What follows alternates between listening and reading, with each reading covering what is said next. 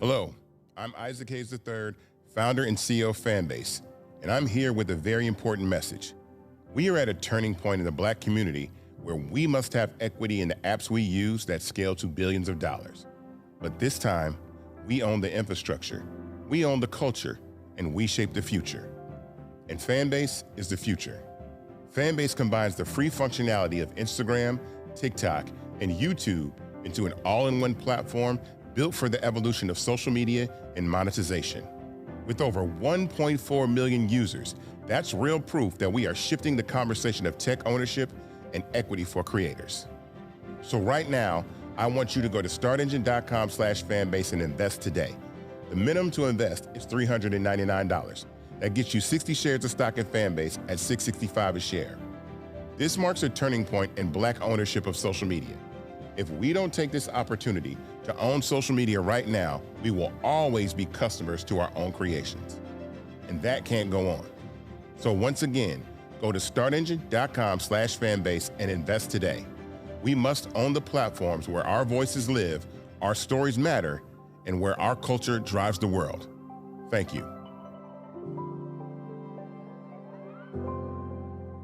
Folks, Black Star Network is here. Hold no punches. I'm real revolutionary right now. Black power. Support this man, Black media. He makes sure that our stories are told. Thank you for being the voice of Black America, Roland. Stay black. I love y'all. All momentum we have now, we have to keep this going. The video looks phenomenal. See, this difference between Black Star Network and Black-owned media and something like CNN. You can't be Black-owned media and be scared. It's time to be smart. Bring your eyeballs home. You dig?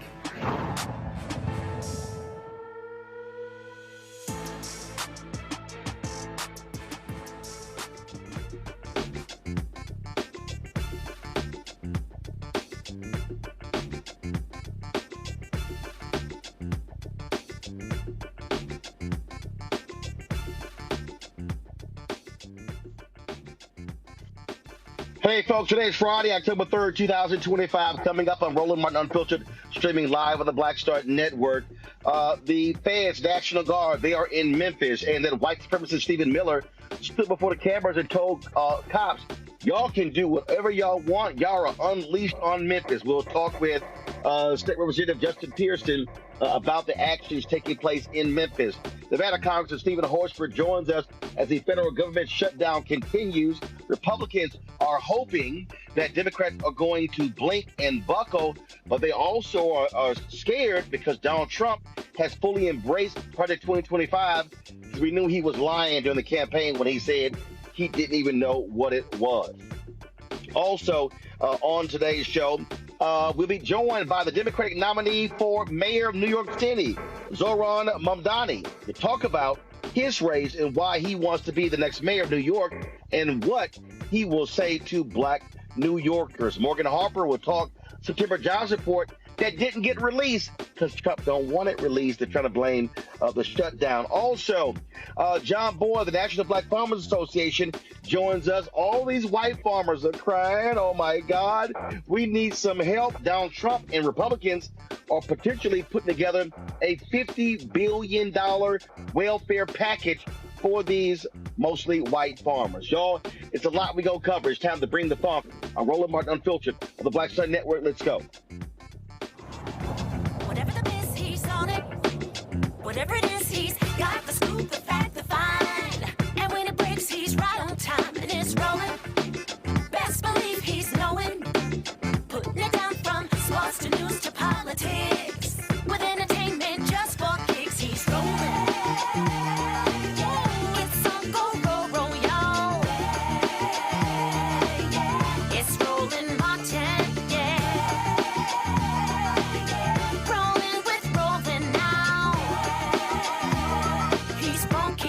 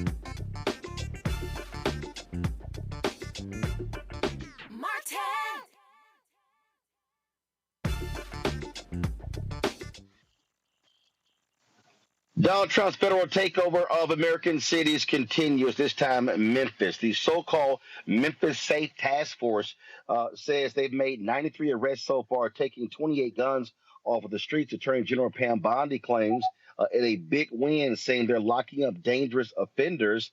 The heavy federal law enforcement, aided by National Guard troops, is specifically hitting black and brown neighborhoods the hardest, sparking real concerns about racial profiling. Activists say the heavy law enforcement is not effectively at all curbing crimes. Joining us right now is State Representative Justin Pearson. Glad to have you on the show. Y'all have been monitoring what's going on. Give us a sense of what's happening there on the ground. Look, we are dealing with a federal occupation of our community that is unwanted by the people who live here, by our community members who want to see investment from the federal government, not wanting to see a military occupation of our community. A lot of people are terrified. A lot of students aren't going to school. A lot of parents aren't allowing their kids to go. And I think we're also going to see an economic effect. Not a lot of people are going into our businesses downtown.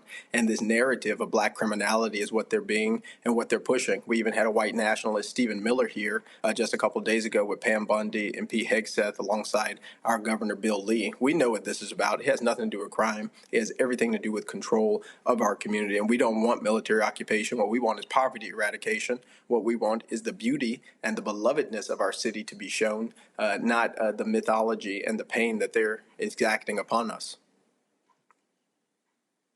And to that point, I mean, the reason he's doing this because the Republican Governor Bill Lee is allowing him to do so. And we're going to play the clip in a second. You had that white supremacist Stephen Miller there in Memphis who literally said to the cops, "You are now unleashed." Right. I mean, and so we're talking about the same police force that we saw a significant death of Tyree Nichols. We see how Donald Trump has no issue pardoning cops who beat and kill people. So this right here is a major, major issue when they come in and say, "Oh, we're going to let you do whatever you want to do." I mean, it's 100% true. We had Tyree Nichols killed by Memphis police officers 2 years ago. Our relationship with law enforcement isn't always a good one, particularly when you're thinking about black and brown communities. Oftentimes, it's not a good one, and our communities suffer from these interactions that don't have to happen. And so when you have state troopers being sent by Governor Bill Lee that is intended to increase the amount of stops that are happening on the highways, the amount of stops that are happening on the roads, you have to realize those interactions don't always end good. We think about Tyree. We think about Sandra Bland. What was a routine traffic stop ends up in someone losing their life. A traffic stop for people who are black and brown in this country is not the same as a stop for somebody who is white. In addition to this, right, we did not enter into a consent decree with the Department of Justice after the findings of pattern and practice showed that the Memphis Police Department historically targeted poor, lower income communities. We have so many deficiencies already as it relates to our law enforcement. So now to have the federal government coming in and taking over, in essence, law enforcement responsibilities, giving arrests, ensuring that people are going to have these court dates, hurting a jail system that's already strangulated by the lack of resources at 201 Poplar, is creating more problems than solving it. And again, if people really think this administration cared anything about crime, why did all of the January 6ers get pardoned? Right, the president of the United States himself is a white supremacist, but he's also a 34-count convicted felon. This has absolutely nothing to do with crime. That is how they are starting the conversation, but we need to realize they are going to be weaponizing the military, weaponizing federal resources during the next elections, during the presidential election, and this is how democracy gets destroyed. This is how fascism and authoritarianism gets normalized. And we, again, just like in the 90s, when we were offered, black communities were offered, you get the crime bill and the 3 strikes law. We're being told, well, we're going to offer you military occupation, but we're never being offered resources to get kids more programming. We're never being offered resources to make sure no one goes to sleep hungry at night. We're never offered resources for affordable housing or health care, actually taking care of our veterans. We're always being deprived of the very things that could prevent crimes from happening in the first place. Absolutely. And to the point many of us made, okay, let's say this surge lasts for 2 weeks, 3 weeks, then a month. Okay, what are you going to do after that? Are they willing to actually pony up the resources that will be needed to not just have a police response, but to deal with the other issues that we know impact and reduce crime? Root causes is the conversation I find Republicans, conservatives, and people who are wanting to be ignorant about what we are experiencing don't want to talk about. The root causes isn't that people just need more mentors. It's that poverty is the root cause of all crime. I was talking to a group of students today, and when I asked them, what is the root cause of crime? Each and every one of them yelled back, poverty. Because that's the problem. 2/3 of the people who live in Memphis and Shelby County are living underneath the median income. 1 in 3 of our children are going to sleep living underneath the poverty line in our district. Poverty is a crime that is being committed by the federal government, by the state government against the people who live in this community. And in addition to the fact that the economic opportunity is not here, we have had this governor, who has been governor for 7 years now, going on 8 years, refuse to pass or support a single law that would reduce the accessibility of guns in our streets. And so when I have advocated for gun violence prevention laws, such as red flag laws, a waiting period, banning assault weapons, this governor has not used any of his political or social capital to ensure that those bills got passed. He's interested in giving billionaires the ability to send their kid to whatever school they want with private school vouchers, but he is not interested or invested in actually supporting our community. And so the beauty and the joy and the culture and the love that we have here gets harmed by policies and practices of Republican administrations that want to perpetuate, one, a myth of black criminality, but two, create crime by not passing laws that would prevent it from happening in the first place. And then coming back to us and saying, well, here's the only thing that we can do. Over police you. The only thing that we can do is give you a military occupation. Yeah, I know you want violence intervention program money, but we need to cut that. That's what Donald Trump did in this recent bill. But that's not what we're asking for. That's not what we need. We want resources to be able to prevent crimes from happening, to be able to lift people out of poverty, to provide housing and health care, and give everyone access to opportunities that they deserve. But that is not what is being offered. And when that is not happening, we have to ask ourselves why.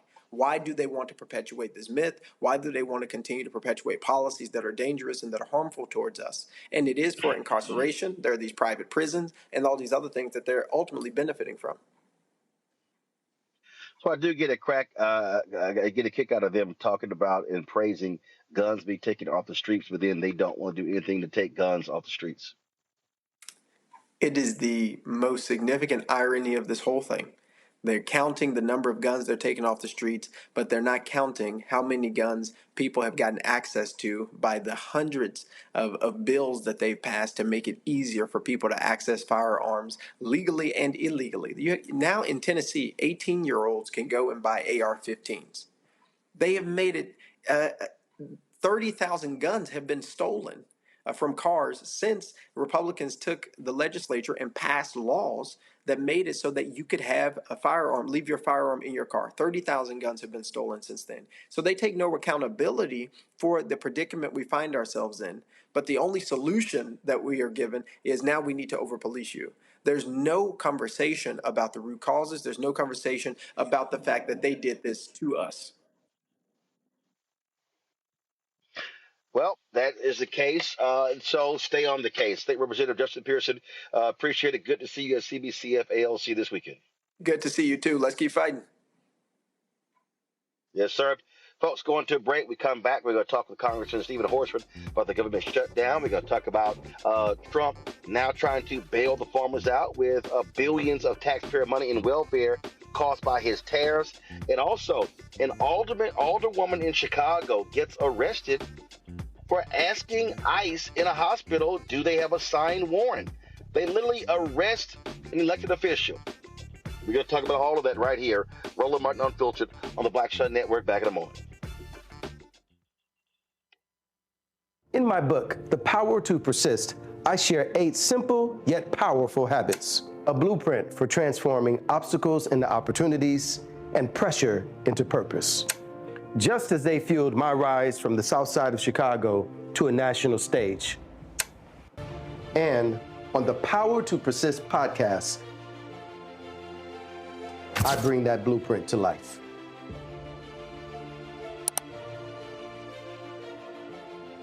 Hatred on the streets, a horrific scene, a white nationalist rally that descended into deadly violence. White people are losing their damn minds.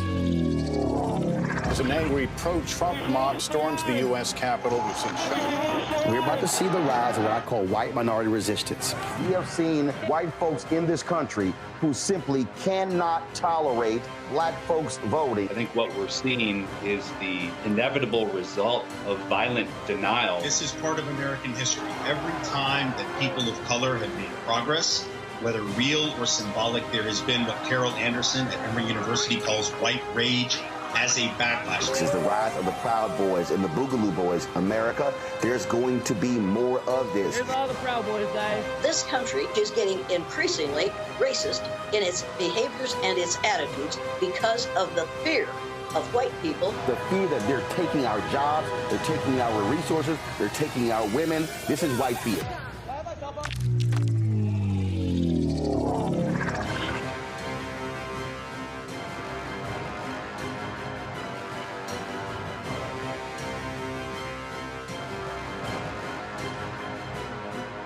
Said the quiet part out loud. Black votes are a threat, so they erased them. After the Supreme Court gutted the Voting Rights Act in 2013, Republican legislatures moved fast. New voter ID laws, polling place shutdowns, purges of black voters from the rolls. Trump's Justice Department didn't stop it, they joined in. In 2018, his DOJ backed Ohio's voter purge system, a scheme that disproportionately erased black voters. Their goal, erase black votes and political power. Yeah, that happened. These are the kinds of stories that we cover every day on Roland Martin Unfiltered. Subscribe on YouTube and download the Black Star Network app. Support fact-based independent journalism that centers African Americans and the issues that matter to our community.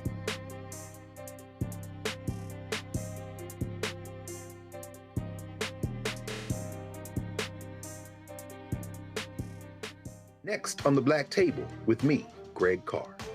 An hour of living history with Dr. Richard Mariba Kelsey, thinker, builder, author, and one of the most important and impactful elders in the African American community. He reflects on his full and rich life and shares his incomparable wisdom about our past, present, and future. African genius is saying that my uncle was a genius, my brother was a genius, my neighbor was a genius. I think we ought to drill that in ourselves and move ahead rather than believing that I got it. That's next on the Black Table, here on the Black Star Network. This week on The Other Side of Change, we are talking about our North Star, our luminary, our guide, Assata Shakur, who recently passed away in Cuba. We're going to unpack her legacy. I refuse to allow Assata's legacy to die before children that aren't even born. Like our babies that aren't even born must know her and must know her. And that roadmap is going to get us closer to liberation. You're watching The Other Side of Change only on the Black Star Network. Lil Thompson with winwithblackmen.org. You're watching Roland Martin Unfiltered.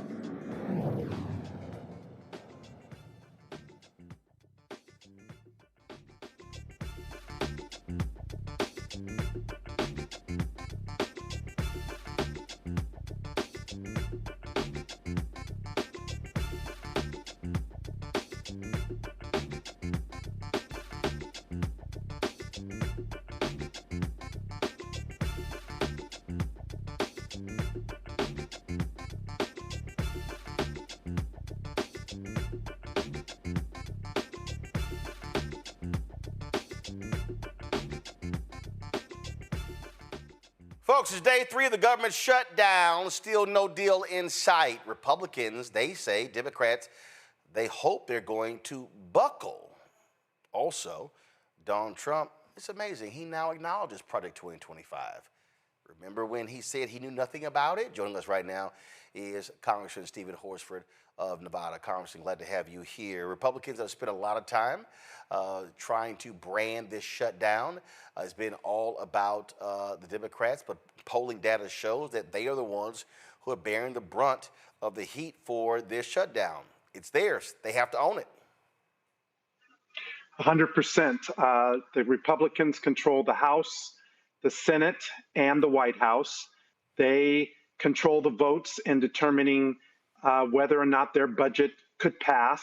They knew that they did not have the votes. In fact, their own budget got fewer votes than the Democratic alternative when it went to the Senate. I'm starting to think that this is more about Speaker Johnson wanting to protect Donald Trump from the full release of Epstein's files than he is about protecting the American people and our right to affordable health care. Leader Jeffries and House Democrats have called 3 specific things: cancel the cuts to Medicaid and Medicare, lower cost on middle-class families, and save health care. Nothing more, nothing less. And that is what we are fighting for in this moment, not just what we're fighting against. Also, we talk about fighting in this moment. You're also fighting misinformation. You're fighting people. And again, I'm listening to some of these people. I saw a clip last night. I'm going to play it in a second. Stephen A. Smith was on the SiriusXM radio show talking about how, well, you know, inflation is not as bad as it used to be, and we haven't really feeling it, and how the economy hasn't cratered. And I'm like, what the hell are you talking about? Donald Trump has had 2 consecutive awful months of job growth. Biden Harris didn't have one in 48 months. You also look at inflation, higher today than it was a year ago, higher than it was last month. Meat prices up. You still talk about a housing issue. So I'm like, what world are you living in? Well, as you know, I represent Las Vegas, and we are confronted with what's called the Trump slump right now. And since the beginning of this year, tourism has been down double digits. We have seen room occupancy down. We are now seeing an increase in the rate of unemployment, particularly with our hospitality workers. And this isn't only affecting tourism. Because of Donald Trump's trade wars against Canada, it's affecting small businesses. These tariffs, which are taxes that Americans pay, are actually driving up the cost on everything from housing to healthcare, prescription drugs. Now he wants to put 100% tariff on that at a time when families, middle-class families, feel like things are getting harder for them and more expensive. This administration's policies are actually inflicting more pain on the American people. That is why House Democrats have said enough is enough. It's time to lower the cost, cancel the cuts, and save health care. To that particular point, I was looking at New York Times had a story just yesterday talking about how Vegas has been getting hammered. It said of the 5 million international visitors that come to Las Vegas every year, 1.4 million of those folks are from Canada. And Donald Trump pissed the Canadians off. And so the Canadians said, holla. We're not going to sit here and come to your country. Asian travelers are not coming. So his tariffs and his abrasive, nasty, despicable nature has said to international tourists, you know what? We have options. We don't have to go to Las Vegas or go to Miami or Los Angeles or New York City. And so the travel business have down billions of dollars in 2025. I've seen some estimates may say we may be down some $20 billion this year. Mm-hmm. Yeah, well, when Donald Trump refers to Canada as the 51st state and he inflicts trade wars on our most trusted trading partner, Canada, look, Canadians who come to Las Vegas stay longer, they spend more money, and they get out and don't just do things on the Las Vegas Strip. They get out into the other parts of our great state, contributing to our outdoor tourism economy and the small businesses. I want people to know this. We're about to host the HBCU Classic in Las Vegas on October 24th against Grambling State and Jackson State. It's one of the biggest HBCU Classics, and it's going to be played at the Raiders Stadium. So despite Donald Trump's infliction of pain on Nevadans and our tourism economy, we are doing everything that we can, and we're resilient to make sure that people know that they're welcome. In fact, Leader Jeffries just appointed me to be a member on the U.S.-Canadian Interparliamentary Group to help restore some of our relationships with our Canadian partners because of how important their role is. And it's not just to Las Vegas. We're dealing with the fact that the World Cup is coming to the United States. We have the Olympics coming to the United States in 2026, and the 25th anniversary of our nation's founding. So at a time when we should be working on making people feel welcome, the Trump administration is doing everything to make them feel unwelcome. That is why we have to put a check on Donald Trump and these capitulating Republicans in Congress who continue to bend the knee to this tyrant, this person who thinks that he's a king. Well, you're not, Donald Trump. We have a co-equal branch of government. It's called the Congress. You don't get to roll over us, just like you don't get to roll over the American people. And it's time we put a check on Donald Trump. Real quick, let's go to my panelists for some questions for Congressman Steven Horsford. Matt Manning, civil rights attorney at Corpus Christi. What you got? My only question, Congressman, is just in terms of what the American people that are not in Vegas might not be seeing. How major are the effects of the Trump tariffs, like you were talking about with Canada and Canadian tourism being down? How major is that felt there in Las Vegas, and what kind of metrics have you seen that show exactly how these policies are ruinous for the American people? So thank you. Just so international travel is a third of all travel into Las Vegas, and Canadian travel is a third of the international travel. So we're down over 12% just since the beginning of this year. This didn't happen last year. This isn't a holdover. This is a direct effect of Donald Trump's trade wars with Canada and his tariff policies, which have been erratic. And it's not only on tourism. I represent the rural part of Nevada, and I was out in Pahrump, the rural part, and talking to small business owners, and they also have seen a decline from Canadian travelers into the rural areas.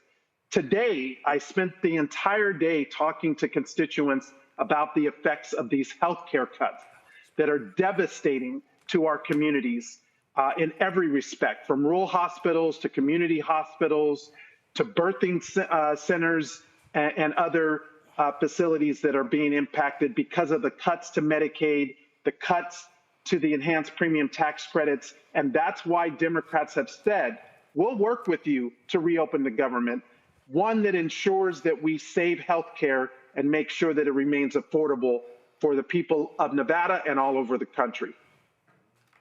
Joining us right now is Michael Imhotep, host African History Network show out of Detroit. Michael, your question? On the day, we have seen the Trump administration and Donald Trump withhold $2.1 billion in infrastructure project money for Chicago, $18 billion in transit funding for New York, et cetera. We see them using economic pressure on top of threatening more layoffs. Has there been any talk among your caucus to organize economic boycotts against certain corporations that have financed the Trump administration, have financed Republicans, et cetera, because they're trying to weaken the resistance with economic pressure, and we have to meet that with economic pressure against them as well? Well, that's a great point. In fact, I was just with the Executive Leadership Council, a council that really focuses on Black voices in corporate America, from the boardrooms to the C-suite.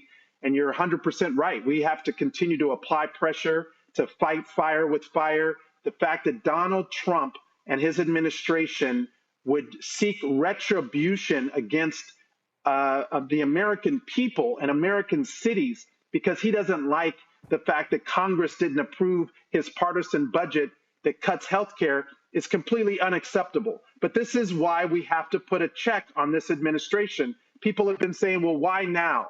Why are Democrats drawing a line in the sand now? He's been dismantling federal agency and defunding programs since the beginning of this administration. In fact, he lied about not knowing anything about Project 2025. Roland Martin and other people tried to remind people that he was the mastermind behind Project 2025. And what did he say yesterday? He's going to put Russell Vogt in charge of the implementation of OMB and to make sure that Project 2025 continues. So he lied to us during the campaign. He's lying to us now. And it is time that we make sure that everyone knows you're either with us and the American people, or you're fighting against us and our economic well-being. All right. Do we have audio? Do a Candace? Okay, so we're going to work through that as well. All right, Congressman Horsford, last point here. I just saw, Speaker Mike Johnson has announced y'all are not going to be in session next week. Didn't y'all just come off like 6-7 weeks?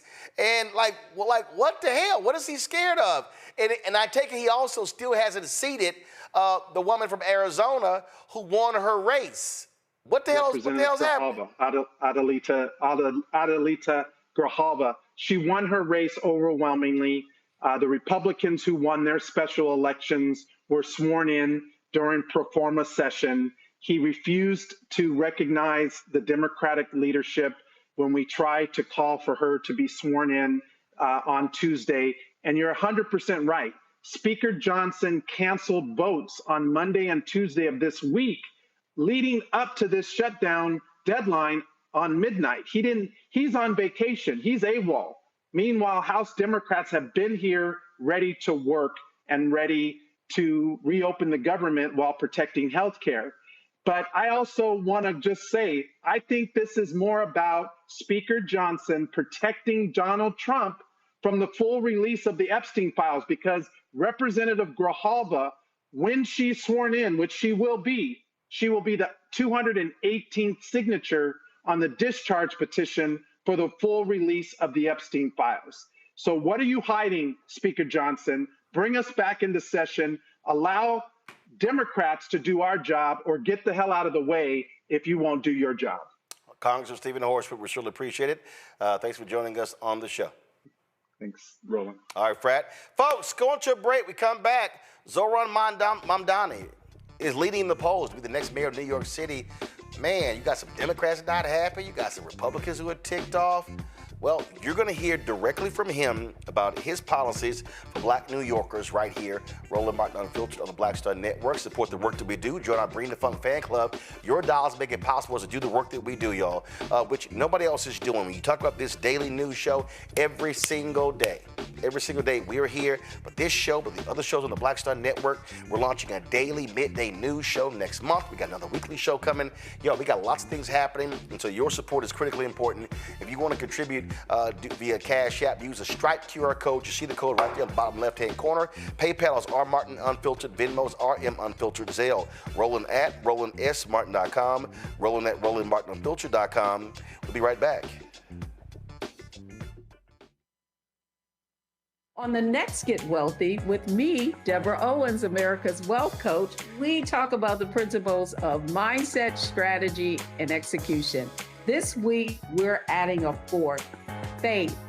You're going to hear from a mother and daughter duo who are helping thousands of Black women build wealth, all through their faith. You are more than you can ever imagine. Not just obtaining things to show that, but seeing yourself. Making your faith work for you. That's right here on Get Wealthy, only on Black Star Network.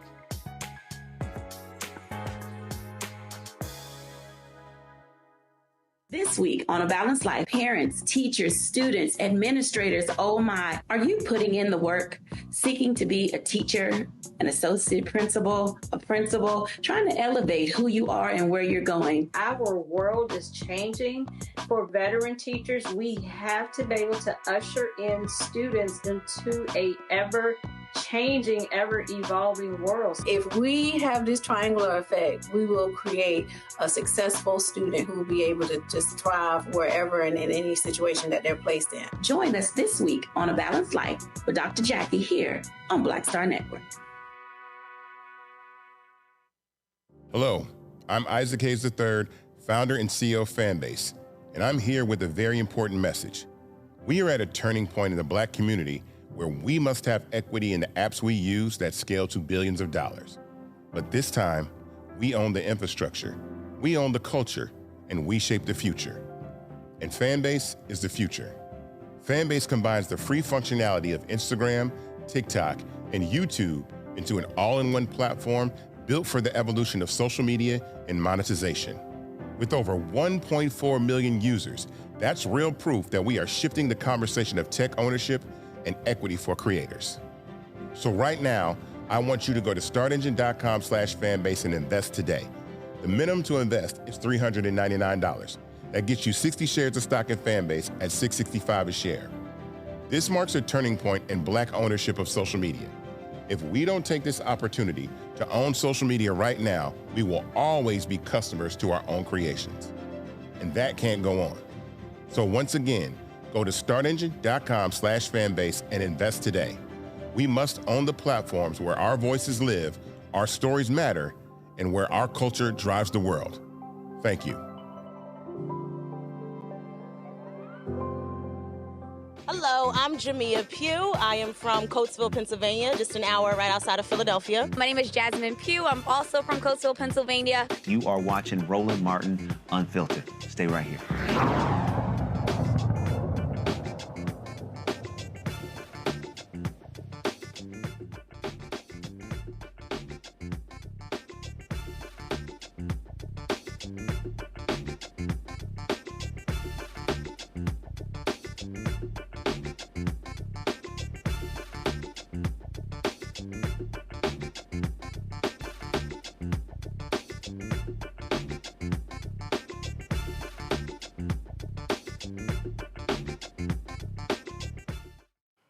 First Friday of the month, we normally have jobs numbers, but all of a sudden, with Donald Trump in the Bureau of Labor Statistics, we don't have any. Now, they're blaming the government shutdown.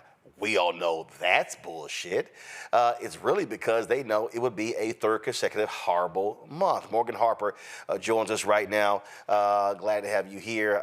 Talk about this here. Y'all, we're always just sitting here, breaking these things down when we look at these numbers, Morgan. So we don't have the official numbers, but talk about ADP for folks who don't even know what that is. Explain what ADP is and what did that show to give us a sense of how horrible Donald Trump's job market is? Yeah, so you're exactly right, Roland, because of going off of the current situation, because of the shutdown, the government hasn't been funded. That does include the Bureau of Labor Statistics, which usually produces that full set of data. That's the full non-farm payroll data that we usually talk about. Because that's not available, there are other sources of data that we can look at to get a sense of where the economy is at. One of those is ADP. So that's the company that manages a lot of payroll. And that's a subset of that overall payroll picture. And so it's not as complete. It's not as instructive as that big government data set, but it does still give us a sense of what's happening. And the ADP data from this past month shows that expectations for even a modest level of growth in the economy with jobs, it was 45,000 were expected, did not happen. So we actually saw a net loss of 32,000. So that's what the ADP data was showing us. But there's also other data sources that folks look at to get a sense of where the economy might be at besides this BLS data. So, and those also are showing like a really mixed picture. So one is this purchasing managers index, PMI. That just kind of shows in the manufacturing industry how much buying is happening. And as we've talked about before, manufacturing, that's where we're supposed to be, according to the administration, seeing a lot of growth from their policies. And that also is showing really mixed information, that there's not a lot of purchasing that's happening, probably due to the impact of the tariffs. And so not showing that sector is really experiencing a lot of growth right now. People are kind of like taking it very easy. Then we also have this other data set that just shows how much hiring is happening. Usually in September, through the summer, this would be when a lot of companies are starting to bring people back on. This is this other data set called Challenger Gray Christmas. That's also showing that there really isn't that same level of hiring, higher levels of hiring that happens in September.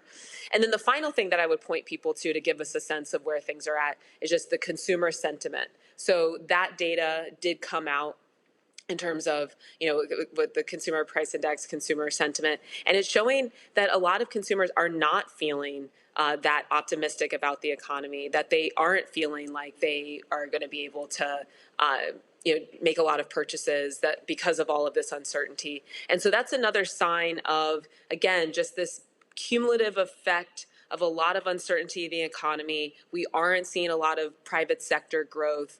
The area that had been providing some job growth in government, that definitely is not the case right now because of the administration's policies and because of what has happened, which is, because of the shutdown, the administration using that as a pretext to do further federal layoffs, which is only going to continue to decrease the amount of growth that we see in the government job sector. And what's shameful here, Morgan, is that they spend all this time, we're just going to be winning. There's lots of winning. And they're they're lying. They're not in denial. They're lying. This idea that the tariffs are not having a negative impact is beyond stupid. And Fox Business and Fox News is trying all they can not to tell people what the hell is going on. But you now got so many farmers, Arkansas, Nebraska, Wisconsin, now whining and complaining because China's like, yeah, we're not buying your soybeans. Then Trump and the same MAGA people who are so against foreign aid, Trump bails out, Argentina, $20 billion? And then what do? They turn around, cut a deal with the Chinese. And so I saw one farmer going, what the hell? We bailed out my competitor. And I'm like, guess what? You voted for it. Hashtag, we tried to tell you. Yeah, I'm glad you brought up the Argentina example, because one thing we hear a lot to justify some of these policies from the administration on that we've been hearing since the beginning, DOGE, these layoffs, the tax cuts that passed through that big bill that are benefiting corporations and the most wealthy is, we got to tighten things up. Government spending just got out of control under Biden administration and all of these establishment politicians, et cetera.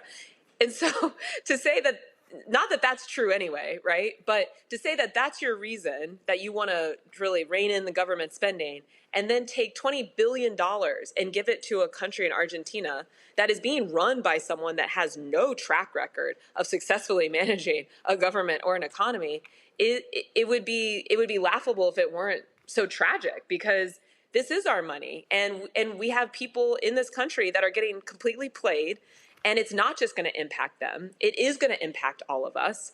And so where we go from here is another theme of our monthly discussions on this front. I don't know that we have a lot of clarity on that, but there is no denying that this is a complete boondoggle. This is just straight up corruption that we have seen from this administration, and it's going to continue to have really negative effects for a lot of folks throughout the country. Now we have news that, guess what? Which we knew from last time, Republicans are preparing a welfare package for farmers that's going to be anywhere from $35 to $50 billion. We're going to talk to John Boyd a little bit later about that. But we're dealing with that too.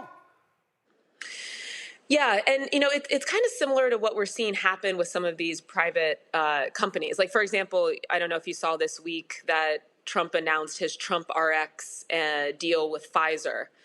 He's very into cutting these deals and one-off deals with certain companies. And here, we're going to have a favored population that we're going to decide to cut a deal for. That is not any way to run a country, a government, and you can't sustain that. And so, and who's going to get left behind in all of this? It is going to be regular working people. So, our best effort here, or time spent, is just making sure, I think, that people understand all of these contradictions, all of the hypocrisy. And I think we're starting to see this reflected in some polling where younger people, for example, are feeling, those that maybe were a little bit open-minded about Trump are now kind of like, wait a second, what is this? This is not trying to make government better in any way. Well, absolutely. It's laughable to see, and again, these idiots are just falling for it as they are. I was so quick trying to get to the title, y'all. Morgan, of course, the Director of Policy and Advocacy at the American Economic Liberties Project in Columbus, Ohio. Morgan, we appreciate it. Thanks a lot. Good to see you, Roland. All right, then, folks, going to a break. We come back. Zohran Mamdani, he has gotten a lot of attention from folks. He's leading the polls. He won the New York City primary. Now he's trying to win the general election. We got a lot to talk about with him. We'll do so right here. Roland Martin Unfiltered on the Black Star Network. Next on the Black Table with me, Greg Carr. An hour of living history with Dr. Richard Mariba Kelsey, thinker, builder, author, and one of the most important and impactful elders in the African American community. He reflects on his full and rich life and shares his incomparable wisdom about our past, present, and future. African genius is saying that my uncle was a genius, my brother was a genius, my neighbor was a genius. I think we ought to drill that in ourselves and move ahead rather than believing that I got it. That's next on the Black Table, here on the Black Star Network. We are talking about our North Star, our luminary, our guide, Assata Shakur, who recently passed away in Cuba. We're going to unpack her legacy. I refuse to allow Assata's legacy to die before children that aren't even born. Our babies that aren't even born must know her and must know her. And that roadmap is going to get us closer to liberation. You're watching The Other Side of Change only on the Black Star Network. What's up, y'all? This is Wendell Haskins, a.k.a. Win Hogan at the original T-Golf Classic. And you know I watch Roland Martin Unfiltered.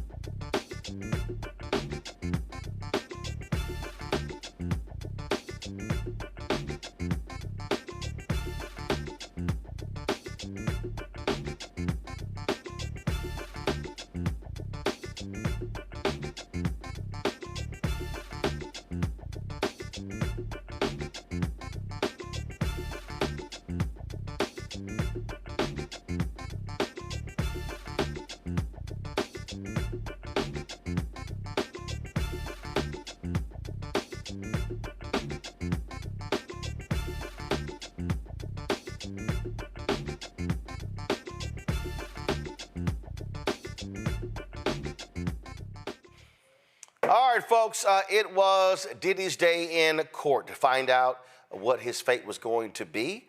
And, of course, you had victim impact statements. His children testified. He, of course, wrote a letter to the judge as well. And there was a lot happening today in court. Candace Kelly, legal analyst, she joins us right now. Candace was in the courtroom. She's been following this trial from the beginning. So, Candace, something crazy happened when the assistant U.S. attorney announced that Diddy had booked some speaking engagements. Blew up on social. When I looked it up, It was a reentry program that had these listed, and it was a letter they sent to the judge basically saying all these things he's going to do for people in the reentry area. That still was beyond stupid. How in the hell, we're going to get to the sentencing. How in the hell did his attorneys allow that to get in where one of the speaking engagements was literally Monday in Miami at like 6 p.m.? You know, this was really a day of clarifications all around. That is really what this day was about. And I think that when that happened, when the let's say Christy Slavic, who prosecuting attorney, when she got into it, it seemed strange that he would have this speaking engagement, but it was clarified that, like you said, it was more of an engagement that had to do with helping and bettering the community, but still, it just didn't look good. It'd been possible that he would think that he would actually get off, and it just wasn't a good way to kind of enter into the court and say, yeah, he's got a speaking engagement, like he was going to entertain all of a sudden on Monday as soon as he got off. Judge literally was going to say, you know what, I'm going to give you probation, Diddy, you can go ahead and go home. Exactly. And we all knew that that is not the way that it was going to go, especially with, you had the prosecuting attorneys wanting, 11 years and 3 months. Then on the other side, you had the defense team wanting 14 months. There's just no way overall that he was going to be walking out anywhere, not with this judge being a life judge and wanting to continue to have respect from his peers. No, he was going to give him a sentence where he would not be walking out. That certainly was the expectation at the beginning, and it certainly was the expectation as court unfolded, regardless of what the defense put up. It seemed as though the judge was leaning towards a sentence where he was not going to be going home this weekend at all. And that is exactly what happened. So Diddy's team wanted 14 months. The prosecution wanted 11 years. Walk us through how the judge arrived at 4 years, 2 months. Well, you know, what the judge said, and as I said, it was a day of really trying to figure out, was it A or was it B? The A or B meaning, do we count the way that Sean Combs acted in that we heard in court, even though he wasn't convicted of anything having to do with abuse, for example, right? He didn't get the sex trafficking. That sex trafficking involved force or coercion. Well, that wasn't on the table because he was cleared of those particular charges. But the question became for the court, and what the judge made very, very clear is that even though he wasn't convicted of anything having to do with domestic violence or force, we can still consider, the judge and the courts can still consider what his behavior was and how he came off inside of court. And those particular actions can be considered in this sentencing phase. And no matter what the defense said, that he wasn't convicted of these crimes. Why are we considering this? He's done so much good in the community. He's an icon. He started a program behind bars where he's brought all types of people together to learn how to better themselves. All of these details just didn't matter. The fact that he was violent, which is what the defense acquiesced to, the fact that that he was convicted of prostitution and also was a drug addict, again, the defense acquiesced to that and said, yes, he was a full-fledged drug addict. All of that came into play. The judge considered it, and he certainly considered it in this sentencing. And that's how he arrived at this. Now, the defense all along was saying, even up until last week, yeah, but he actually didn't have sex with anybody involved. He really was just a voyeur. He just kind of, managed things that was going on. And the judge to that in his filing said, well, that's just like saying someone runs a brothel and they're okay because they didn't have sex with everybody that was in the rooms at the brothel. It wouldn't matter. You run a brothel, you're still in trouble. So that, he said, was a faulty argument. So that's really how the judge came to this conclusion. But I want to say this, Roland, that it was an interesting day because it was a slower day than people expected in terms of who we heard from. At one point, somebody next to me wrote, it feels like church. And it did feel like church because we heard from somebody by the name of Reverend Dr. Gary Johnson. And he talked about how, and he's from Miami, and he said that he knew Sean Combs. And he said that if you let him go, Judge, if you practice leniency, I will personally take him under my wing. I will personally, basically nurse him back. I will manage him. I will see to it that he is going to meet all of your highest expectations. And someone else came up and they talked about a program that they were part of, and they reminisced about their program and how they changed people while they were behind bars, and they felt like that Sean's journey was similar to his journey. So again, it felt a little bit like church. We heard a lot of the testimony recounted, and then as you said, we heard from the children. We heard their passionate pleas. We heard how they, his 2-year-old would be missing a father. There were a lot of tears. All of the children spoke. Of course, he's a 2-year-old, but they also spoke on behalf of the 2-year-old saying, listen, I know what it's like not to have a mother. We don't want our 2-year-old sister not having a father. They were very, very impassioned. But we also saw an 11-minute video. It was kind of like a promo video, Roland. It was, Sean out in the community over the years, talking to kids, opening up schools, running the marathon. This 11-minute video was very interesting, very out of the ordinary from the times that I've been in court, kind of promoted who he was as this person, as this icon, kind of a step to the left of what we normally see. But the judge let everything in, which is why, even though I got to the court at 6 a.m., we just got out at about 5-something. It was a long day because we heard from so many people and again, saw promotional videos and heard arguments from many, many people. What was key was that we heard from Sean Combs, though, for 10 minutes. And he spoke. He was collected. He was the last person that we heard from. Roland, I will say that it was very powerful. But I think that the judge and his assessment of him just didn't believe him.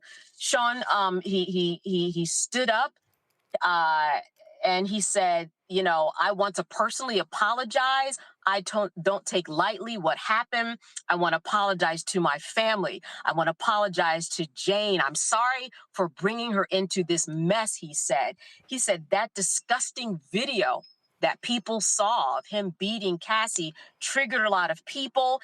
He said, it's a burden I will forever carry. He said, it was disgusting. I'm quoting. He said, it was shameful, sick. He said, I was sick from drugs. I was out of control. I needed help.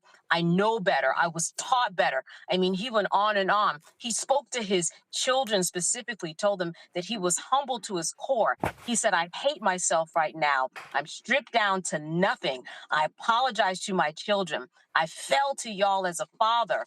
I'm sorry. You deserve better. Mom, I'm sorry. You taught me better. I mean, he turned around. He looked everybody in their eyes. He just kept emotionally saying, I am sorry, I'm sorry. He talked about how he felt his community. He said that he grew up wanting to set an example and all that he could do. That was his mission. And he, quote, got lost. A couple of times he took some deep breaths and he said, listen, Your Honor, if I'm given a chance to change people, I'm going to prove to you that I can do it. He just said he wanted a chance. He said, I know you want to make me an example, but I want to be the example of someone who can go out and really turn themselves around. He ended the day, and then the judge eventually gave his sentence, as we all know, for 50 months, and then also a $500,000 fine, and Roland 5 years probation. Last point, he's already served how much time in jail? What's that? He's already served, we are at 13 months. So really, he will be serving another 3 years.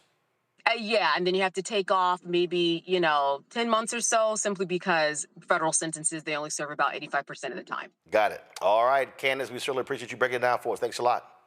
All right. Thank you, Roland. All right, folks, we're going to chat about this after the Mamdani interview. We should go to a quick break, and then we'll have the New York City mayoral candidate on next.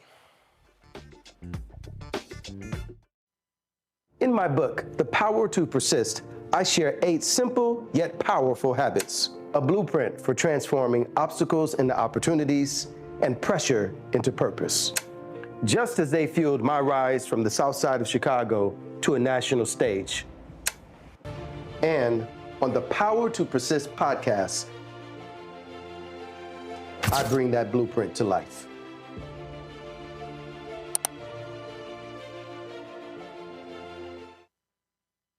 Hi, I'm Swing Cash, Basketball Hall of Famer, and you're watching Roland Martin Unfiltered.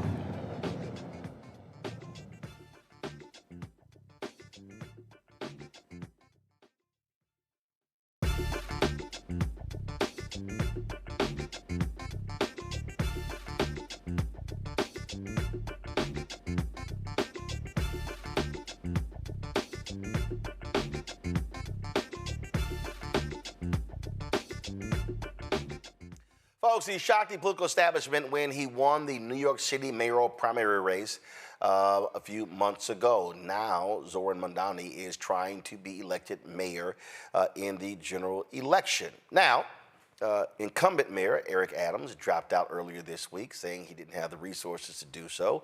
And so Mamdani is going to be running against the man who he beat in the primary, former New York State Governor Andrew Cuomo, and of course Curtis Sliwa, of course, on the Republican side as well. Zohran Mamdani joins us right now on Roland Martin Unfiltered. Glad to have you here. First and foremost, let's get right to it. In the primary, I mean, you executed a strategy that obviously worked, and I've heard from a number of different people who said they were concerned that you did not target or appeal to African Americans. In talking to others, they said, well, you had several black candidates in the race, and they likely were going to be driving that particular vote. Was that your strategy that, hey, I need to figure out what my core base is, win the primary, and then I will appeal to a broader base of voters towards the general? No, we've actually been looking to speak to African-American voters from the very beginning of our race. I think one of the major challenges was that when I started this race, I was probably about 1% in the polls. And for a lot of New Yorkers, when they heard about me, the first question was who? And so it took many, many months until I could get into my first church, which was in February. But from that point on, I was in churches pretty much every single weekend. By the end of the campaign, about 2 every Sunday. And I found that for many New Yorkers, our message of affordability, it spoke to them, especially as what we're going through right now is in many ways the reverse of the Great Migration. We have lost about 200,000 black New Yorkers in the last few decades alone. And yet what I knew that when I spoke to those same older black New Yorkers, that for them it wasn't necessarily a race between me and Andrew Cuomo, it was in fact a race between me and Mario Cuomo. Because I would hear his name again and again that, I'm voting for Mario's son, or Mario was good to me. And I don't begrudge those voters because there's a long history there. And now my job is to introduce myself and the plan that we actually have for New Yorkers across the 5 boroughs. On a particular point, you talked about churches' older voters. When you look at the numbers, you did appeal to younger African-American voters and obviously older voters, hardcore Democratic voters, and to your point, knowing the Cuomo name. What message are you saying to them? But also, how are you reaching black voters who don't go to church? Because the reality is that infrastructure today is not the same as it was 10, 15, 20 years ago, where you can largely reach black voters through churches. Absolutely. I think you are correct in that 2025 presents a new set of opportunities, a new set of challenges. And as you said, in the primary, we were proud to win the young black vote across New York City. It was a key part of us beating Andrew Cuomo by 13 points. And so our outreach now is not just, to black voters that will meet at a church or at a mosque or, whether it be a Seventh-day Adventist church on a Saturday morning. It's also through our canvassing operation. And what we found is that we now have closer to 75,000 volunteers that have knocked on more than 600,000 doors across this city and are having those conversations directly. And the message, in many ways, comes back to that of affordability. And Dr. King put it best, what good is having the right to sit at a lunch counter if you can't afford to buy a hamburger? And for many New Yorkers feeling that, we've grown tired of hearing how we're the greatest city in the world when so many New Yorkers can't afford to live in that same city any longer. One of the things that really jumps out when we talk about running and how people run, and as I've been watching this, style also is important, how you communicate. And you have purposely been far more conversationalist, in many ways a much different media campaign. The late Joe Madison used to always say, God bless his soul, my friend used to always say, you got to put it where the goats can get it. And so I remember seeing a video, and you were talking about the price of some item, and you were in a food truck, and you were talking to that particular person. Walk me through that in terms of how you wanted to communicate the issues with the voters when traditionally when we talk about campaigns, it's slick commercials, highly produced, leaning on endorsements, and if you do have regular people in them, the setting is just a little bit different. Yeah, I think you're absolutely right, Roland, and it's too often it's the use of stock imagery and stock photos than actual New Yorkers. And from the beginning of the race, we made a decision that instead of the typical approach that politicians take of lecturing New Yorkers, we wanted to listen to New Yorkers. And so we went out and asked New Yorkers, what are the issues that you're facing? And we heard it was the cost of rent, it was the cost of childcare, groceries, public transit. And for many New Yorkers, they measure inflation in the realm of food, whether it's what they're buying at the grocery store or what they're getting from a food cart. And so the video that you're referring to is me in a halal cart, where they sell chicken and rice, talking about the fact that it's not just inflation, it's halalflation, because what used to be $8 is now $10. And it's actually city government's inefficiencies that have caused that price to rise because they've forced these vendors to have to purchase the right to vend from a third party where they're paying them sometimes even upwards of $20,000, and that cost then comes back onto New Yorkers. And so I think it's breaking past the consultant discourse of politics and actually getting to the constituent discourse of the people that we're supposed to serve. It's been pretty laughable to me to watch CNBC and how they have been portraying that oh my God, you're going to completely destroy New York City. It's going to be maddening. How you hate rich people. How these people are going to run away, and they're going to be all running to Florida. I came across this clip that I thought was pretty funny. It was when New England Patriots owner Robert Kraft was on CNBC, and he talked about the NFL as socialism. And the reality is, you're a socialist. You've talked about that. And Joe Kernan, big-time MAGA Trump supporter, freaked out and literally was like, "Oh, hey, don't say that." And I'm sitting there going, but the NFL, it is a socialist organization in terms of how they operate. I want to play that clip, and I want to get your reaction to it. Would I have believed in '94 when I played the highest price ever paid for any sports franchise in the world? We are now. And I never would have believed it, but, it's a credit to my partners in the NFL, and Roger Goodell has done a great job leading our NFL, and we work. It's almost a socialist system of we're partners, and together. Don't say that. Don't say anything good is happening with social, or else he's going to get more votes down here in New York. No. But I mean that in a way. It's the spirit of it's the most competitive business there is. How bad what people do to win. Thing is, the NFL. How they set up, it is socialism.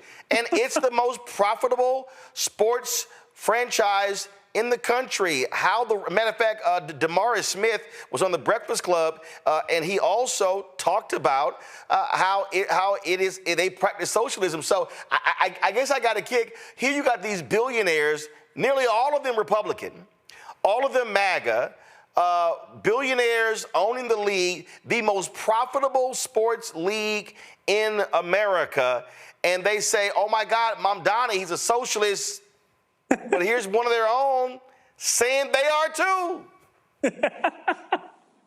It's hard to wrap the mind around it, but I think, as you're saying, it speaks to the amount of fear-mongering there is. And yes, I am a democratic socialist, and a lot of New Yorkers ask me, what does that actually mean? And I always think of what Dr. King said decades ago. He said, call it democracy or call it democratic socialism. There must be a better distribution of wealth for all of God's children in this country.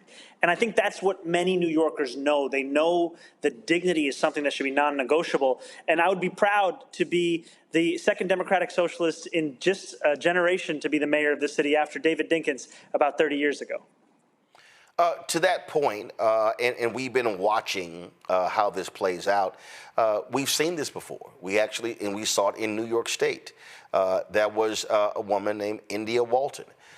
She won the primary, upset the incumbent mayor in Buffalo, and man, they went after her, and he ran as a write-in candidate and beat her in the general election, Byron Brown, and she lost. You have been under withering attacks. You've got Bill Ackman and others who believe that you are the devil. They are throwing millions and upon millions of dollars at you. The incumbent, Eric Adams, has now dropped out to set up this sort of two-person race between you and Andrew Cuomo. What is your focus to beat back all of that, to beat back the relentless attack that is against you? I think first it's to recognize who these forces really are that are in opposition to our campaign. Bill Ackman is taking a break from attacking diversity, equity, and inclusion and his fight to continue what black women have been facing across this country, where more than 300,000 have been pushed out of their jobs, so that he can attack this campaign. And frankly, he's spending more money than I would even tax him with my fiscal proposals. And he's doing it because he's afraid of having a mayor who isn't beholden to the same Trump MAGA movement that he helped to support back into the White House. And, we have Andrew Cuomo here who's been working with Donald Trump to try and stop our campaign. And yet I can tell you that I feel just as confident as I did a few weeks ago about this campaign, because New Yorkers are telling me that they are tired of politics as usual, and they want something different. They want an approach that puts working people at the heart of it, not a question of how do we make sure we make the most amount of donors happy. One of the things that you discussed this week, and this is a constant thing in New York City, the gifted and talented schools. When Bill de Blasio was mayor, he tried to make some changes, and oh my God, folks lost their minds. And what you have here, and let's just be, and I'm going to say it, I don't have a problem saying it, what you have with these gifted and talented programs, you got a whole bunch of so-called liberals and progressives who want these schools to be for their special kids. And when you break down the numbers of these schools, you look at the racial makeup. Now, you're going to have the MAGA folks, the right-wing people say, here you go, talking about the racial makeup. But the reality is, when we talk about gifted and talented programs, everything is not also based upon grades. I went to magnet schools in Houston. Houston has one of the most comprehensive magnet school programs. And yes, we had a school of engineering. I went to school of communications. We had the so-called Vanguard programs for the gifted and talented. So walk me through how you are going to approach these gifted and talented schools. Your critics say, oh, you're just going to shut them down and leave it at that. Walk us through it. So my position is that children as young as being in kindergarten should not be subject to a single assessment that would place them in different tracks. I simply believe that all of our kindergartners should be receiving quality education, and that's at the heart of our plan for an education system that right now is not delivering for far too many New Yorkers. And, if Andrew Cuomo wants to attack me on the basis of trying to separate kindergartners out, so be it. I'll let him do that, because this is something that I believe, and I've found that many New Yorkers agree that at that young of an age, there's no need for this kind of an assessment and this kind of pressure. So one of the other issues we're talking about in New York when we talk about education are public charter schools. When you look at success charter schools, and I mean, thousands upon thousands of parents been trying to get into their particular schools. My good friend, Dr. Steve Perry, has a highly successful public charter school, Capital Preparatory Schools there in Harlem. So for you, are you looking at decreasing charter schools? Are you looking at saying, hey, if those charter schools work, you're going to support those things that work, and then we're going to try to raise up these public schools? Can they coexist? From my point of view, I've said I support anything that works. Public schools, traditional schools, charter schools, homeschool, online school, magnet, parochial. I don't care what it is. If it works, I'm down with it. So where do you stand specifically on education, dealing with charter schools and traditional public schools in order to get our kids better educated? You know, Roland, I'm glad that you asked this question because I've been skeptical about charter schools, and that's on the record. And also, that skepticism doesn't preclude me from meeting with New Yorkers who feel differently. I was at St. Paul's Church recently in East New York, where I was speaking with the pastor there who introduced me to the principal of Imagine Me, a charter school that the church had helped to form about 15 years ago. And that's a visit that I'm currently scheduled to go and see that school so that I can better understand from the perspective of those students, of those parents, of that principal, as to what this actually means, and to always keep an open mind while being honest about my own opinions. Well, hey, I would encourage you but doing that, to meet with Dr. Steve Perry. He's had great success. I know him well. We talk all the time. And here's someone who has taken kids who have been in traditional public schools, and they were failing, and they've gone through his charter school, and they now are succeeding. And again, that's where I come from. These things can coexist. They can actually operate together. I don't believe they have to be in opposition, but what I do believe, and I am very clear, because I have an initiative called School Choice is the Black Choice, I'm very clear. If there are charter schools that are not performing, shut them down. But if there are public schools that are not performing, then they also need to be shut down, because the people who are getting screwed are the kids. And that, to me, is an abomination that we simply cannot accept. Let's talk about economics. One of the things when David Paterson became governor of New York State, he looked at the resources, he looked at the contracts, looked at the investments, and how African Americans were being left out across the board. As mayor, how are you looking at that? Because when we talk about law firms, accounting firms, engineering firms, architecture firms, private equity firms, what we're seeing is New York City has the largest collection of black people of any city in America. New York City is 1, Atlanta is 2, Chicago is 3. And what we continue to see are black folks who are driving pension funds, but getting screwed out of VC dollars. So let's talk about your plan there to make sure African Americans are getting a return on the investment, getting a piece of that economic pie. Absolutely, Roland, and I think in many ways you're also speaking about the MWBE program. No, for me, I'm speaking about black people. I don't particularly like the MWBE because it's minority in women, and the women should really be white women, because if you're a black woman, you're in a black category. So yes, the overall program is MWBE, but I'm speaking of black business. Go ahead. Absolutely. And the reason I bring it up is that, as you've said, it is still far from successful as to what its original intent is, right? The intent of this is to ensure that we have contracts that match the same percentage and proportion as we have in our city and state's population.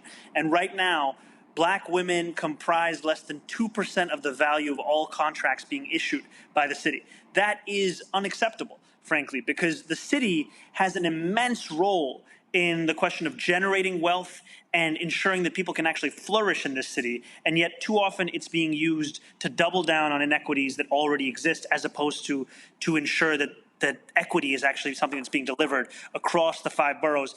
And in looking at the different ways we can tackle this, one of the things is ensuring that there's actual enforcement of the provisions that we already have within the law, city agency to city agency. The second thing is actually going out to these businesses that have been approved to bid to ensure that they understand what a successful bid looks like. Because what I hear from a lot of these companies is that they will get rejected time and time again, and each time it doesn't feel like they're getting any closer to approval. And what we know is that the question of diversity, equity, and inclusion is not only something that Bill Ackman is attacking, it's also something that Donald Trump is attacking. I mean, the justification for the suspension of $18 billion in federal infrastructure grants just done is DEI. That's what they're saying. And it is part and parcel of an attack on black Americans across this country to try not only to rewrite the past, but also rewrite the present and the future. And it's not acceptable, and it won't be when I'm the mayor of this city. Well, of course, they stripped $37 million from Atlanta Airport for the very same reason, and that's what they're doing there. Before I go to my panel, I got 11 minutes left with you. I want to get them with questions. But on that point right there, there's a fantastic book on Maynard Jackson. Robert Holmes. And in that particular book, Mayor Jackson talked about, he said, listen, this airport ain't getting built. He said, tumbleweeds will roll down those runways if this thing, before I allow this to be built without black participation. And one of the things that he did, and I tried to tell Illinois Governor Rob Blagojevich when he was governor, before he decided to do his unethical stuff. He got a little busy. Well, when we talk about how do we help, one of the things that I see is that you have a lot of black firms. They want to compete for a contract, but they literally cannot survive floating their business for 6 months because typically cities are going to pay 180-day term. So one of the things Maynard Jackson did, he called the banks in that the city was putting their money in, and he said, they're getting contracts. They're getting a city contract. You're going to provide a line of credit to them, and the banks objected. He said, city treasurer, step in, pull our money out their banks. And this is very simple. If New York City is putting New York City's money in banks, and this is not even a race thing, you can say this for anybody who gets a city contract. I think the mayor should say, if you're the mayor, to the banks, hey, if this said business is getting a city contract and you know we're going to be paying them, as a bank that's getting the city's money, you're benefiting, you should be providing lines of credit to these businesses so they can be able to grow and prosper. And if the banks reject it, I think that's where you then say, fine, we're going to take our city money, taxpayer money, out of your banks since you cannot help New York City businesses. That's a way, man, Atlanta is what it is today because Maynard Jackson used the power of the political office. His grandfather taught him the 3 B's, the ballot, the book, and the buck. He used the power of the political office to drive the economic change in Atlanta. You know, that is fascinating. It's a story that I didn't know, and I think it's one that is worth following up on because so much of what I've heard from so many small businesses is just the same problem that you brought up, which is how to stay afloat while they wait for that reimbursement. And there are certain size businesses that can handle that kind of weight, but there's so many that are just trying to start up that cannot. And it's the same thing for nonprofits. You know, right now, by last count, the city owes around $800 million in contracts that it's already awarded but has yet to pay up on. And that throws under because they just can't afford to wait that long.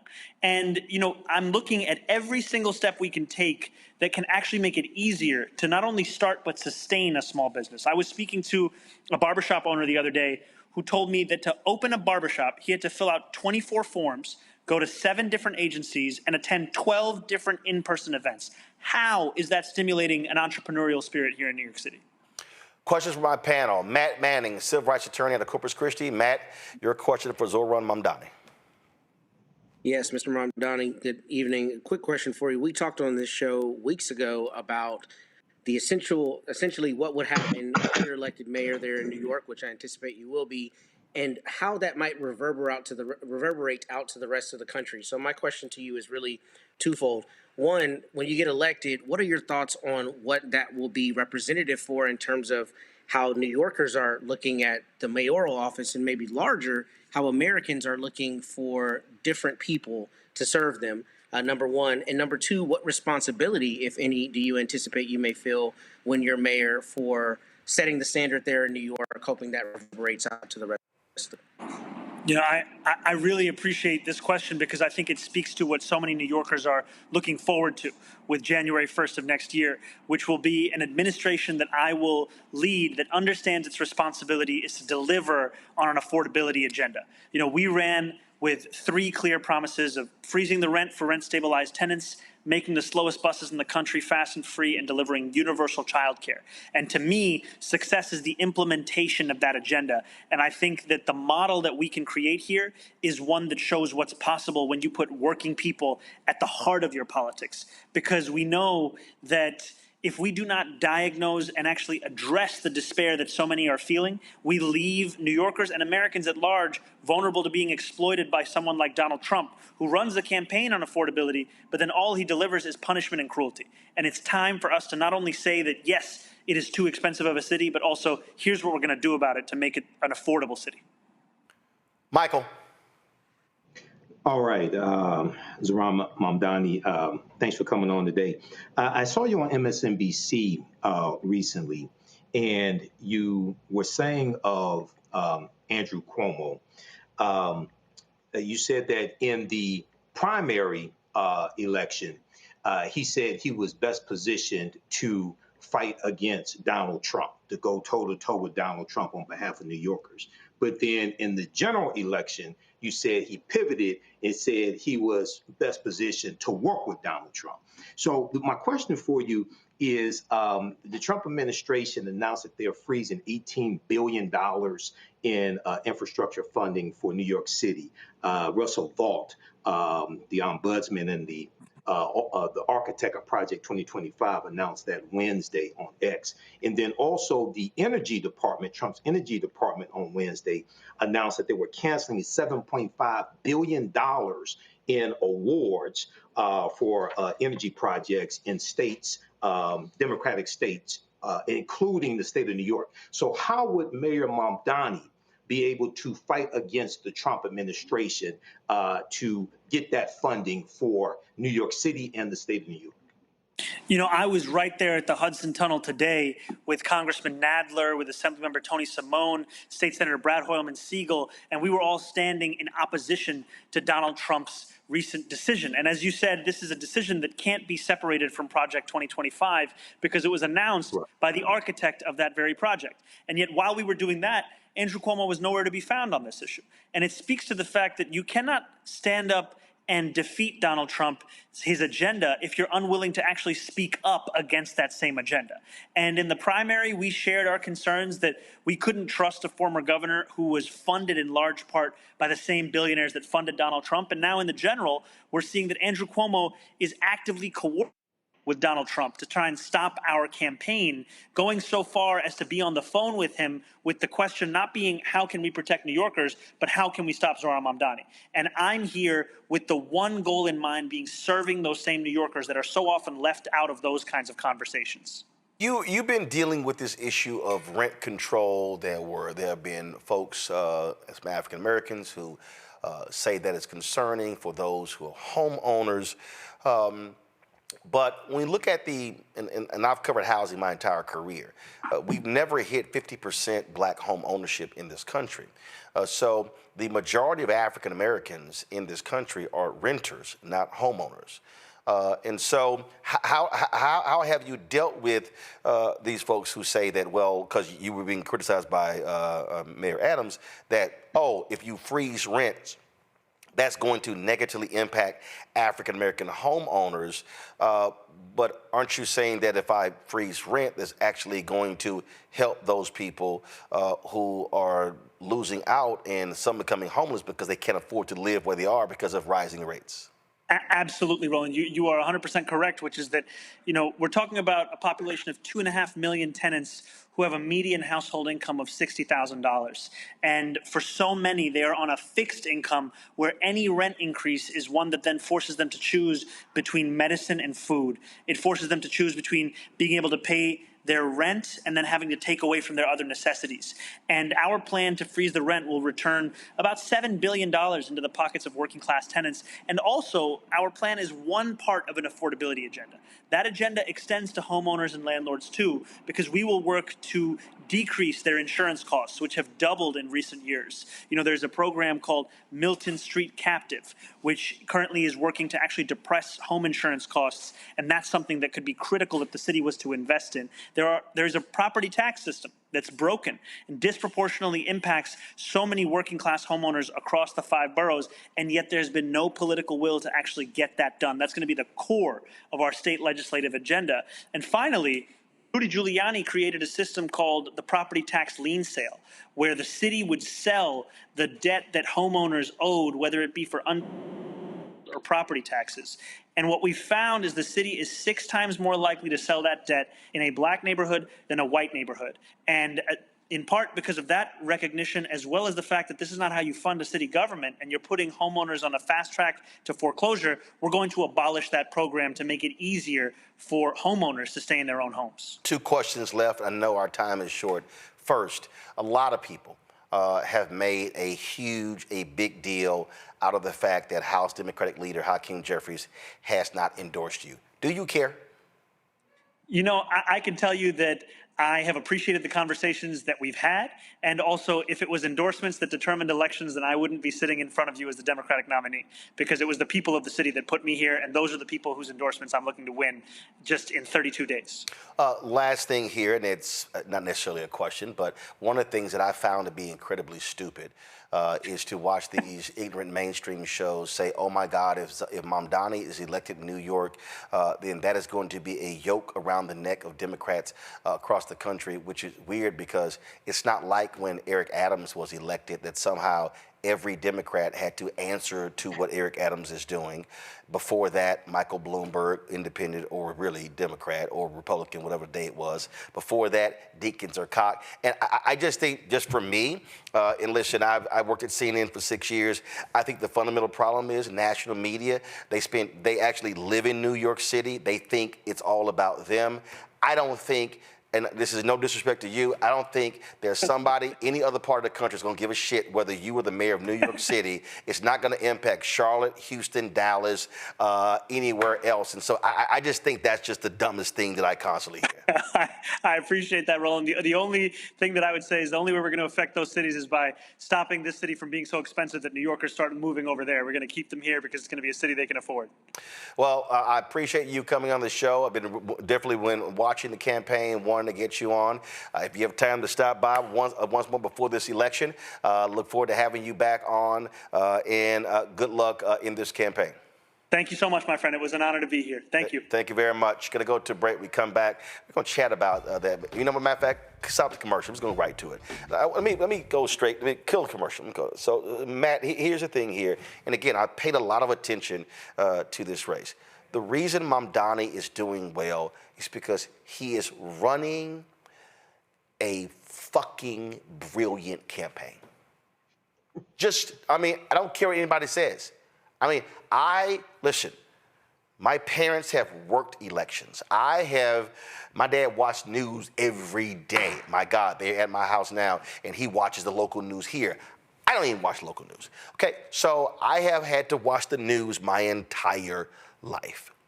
There are very few candidates that I have seen. So I'm 56, I'll be 57 next month. Let's just say I started paying attention when I was 7 or 8 years old. There are very few candidates that I have personally seen in the last 50 years who have run such a smart, effective, and laser-like focus as Zohran Mamdani.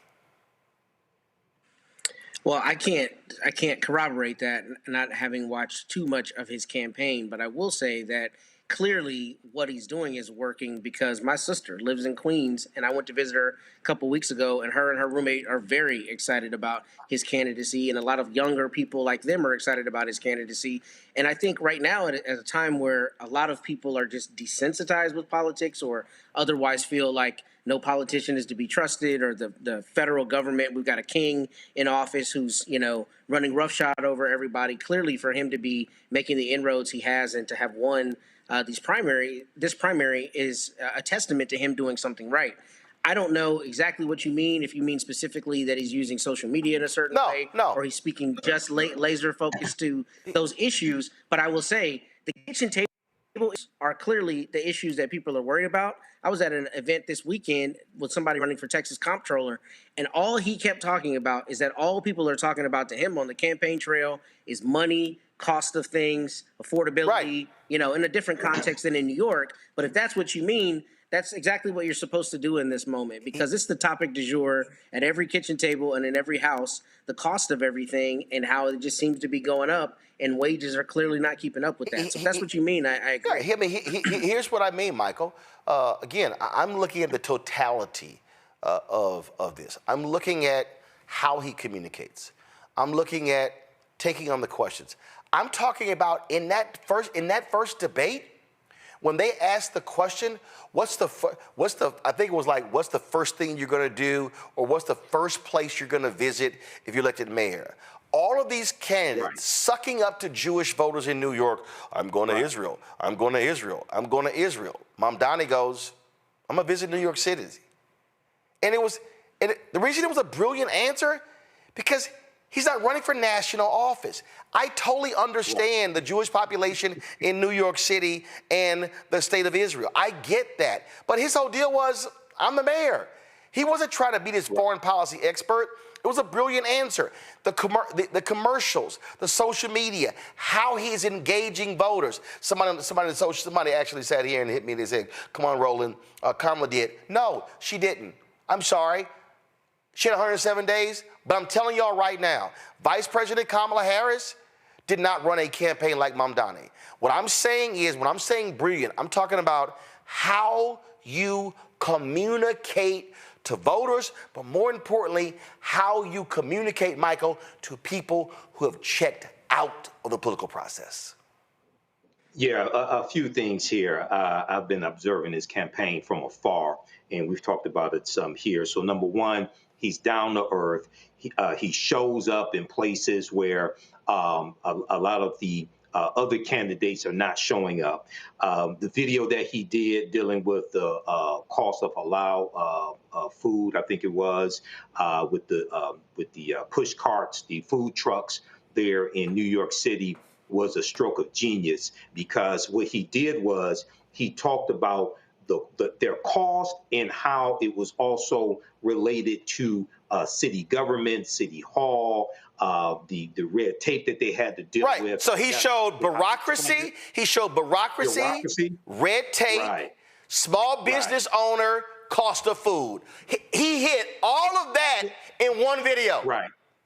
And then what he would do to bring down the cost. Okay, that was a stroke of genius. Look, I've studied marketing. Okay, that was brilliant right there. And he's not scripted, so to speak. So yes, he'll have his talking points, but he talks like a real person. He's really relatable. And a lot of people, especially younger people, Gen Z, millennials, but especially Gen Z, they want somebody who's authentic. They want somebody who's not scripted.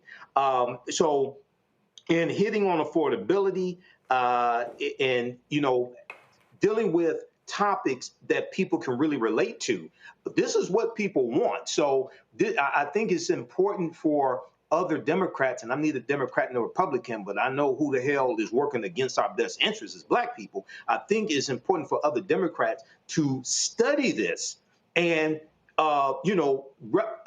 adapt it to their own personality, and their own skill sets. But and the other thing is, fire a lot of these goddamn consultants. No, actually, don't even hire them. Don't even hire them. Okay, all right. Don't even don't fire them. Don't even hire them. I just want again. I need people to understand.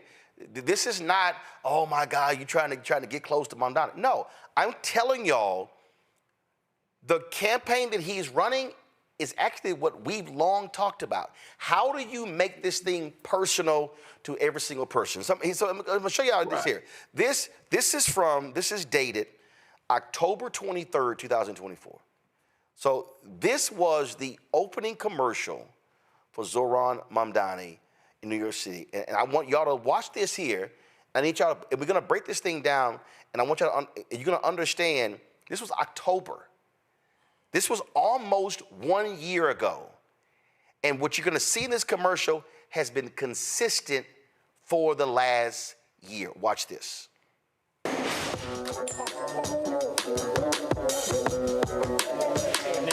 New York Mayor Eric Adams has been indicted by a federal judge. Every politician says New York is the greatest city on the globe.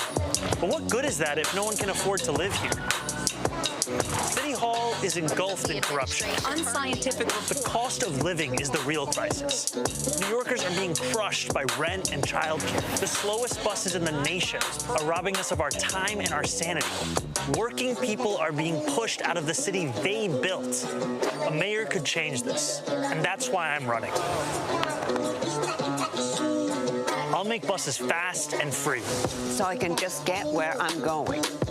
I'll make childcare available to all New Yorkers at no cost. I want to raise my kid in New York.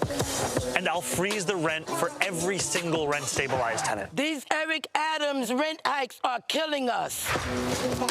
Life in this city doesn't need to be this hard, but politicians like Eric Adams and Andrew Cuomo want it to be this way.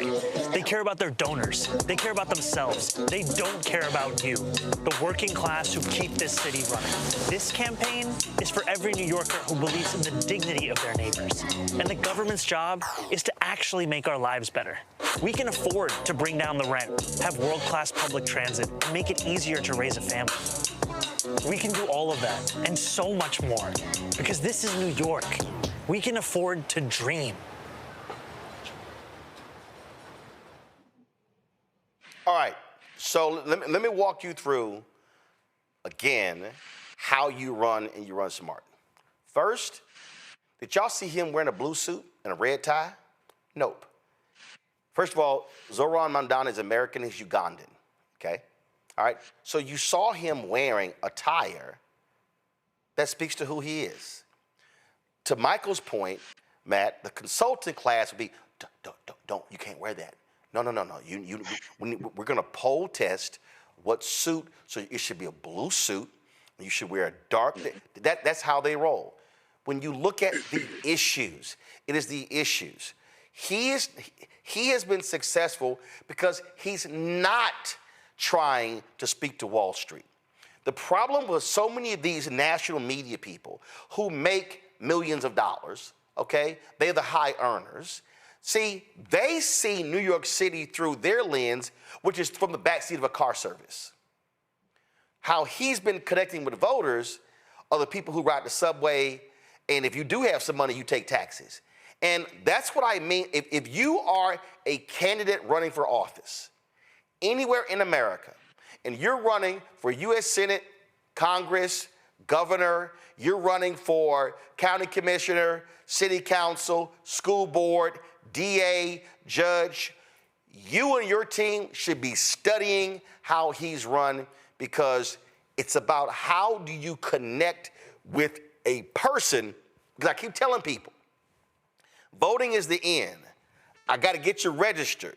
Before I get you registered, I got to give you a reason to get registered and then a reason to vote. And that, Matt, I think is the difference here. And that's why with everything they've thrown at him, numbers keep going up, up, up. So while they're over there fighting and yelling and cussing and calling him a socialist and he's the devil and he's the Satan, the voters are like, yep, but I like what I'm hearing.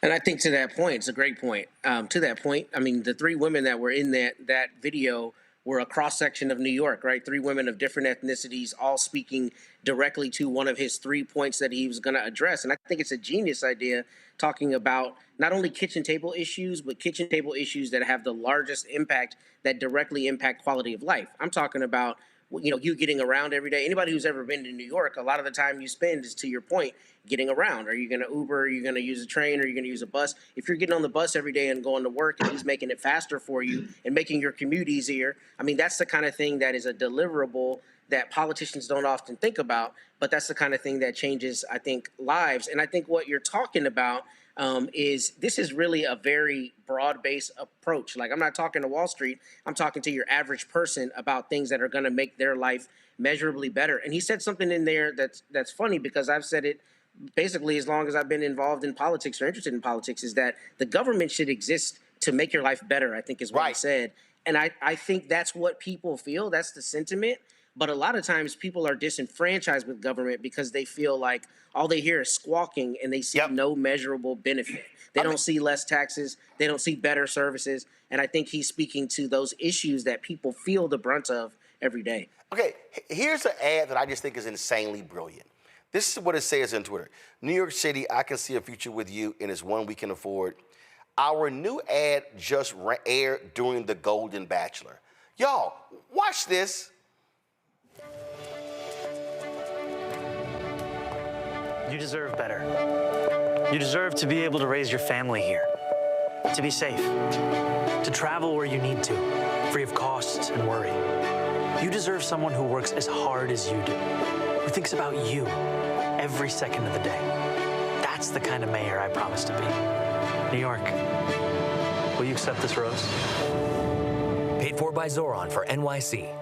Oh, I'm telling you, a consultant will be like, you're going to run an ad as if you're dating the voter?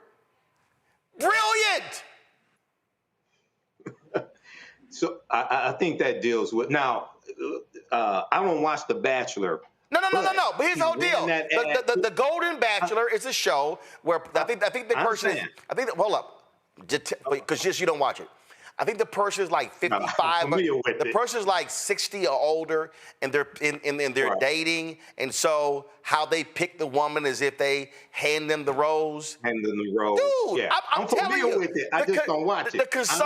The political consultants, this would not fly in 99% of the races. Right. No, I'm familiar with the show. I was saying I just don't watch it. However, he aired that during the Golden Bachelor. So the way it rolls out, right, is similar, from my understanding, of how it looks on the Golden Bachelor. Okay, so then he comes with the rose, things like this. So when you have somebody watching a particular TV show, when they see an ad that looks similar to the set and the format of the TV show, it keeps them engaged, right? So they don't even realize, hey, it's a political campaign that I'm looking at right now. But yeah, you're right. That's not something that the average consultant, especially a lot of these white consultants, would advise their candidate to go with. So he's breaking the norms, and it is resonating with people. Once again, my degree's in marketing. That is a stroke of genius, right? And let me say this here. So Akim Smith put in our chat, buy into style, not substance. Akim, you're stupid. You literally don't know what the hell you're talking about.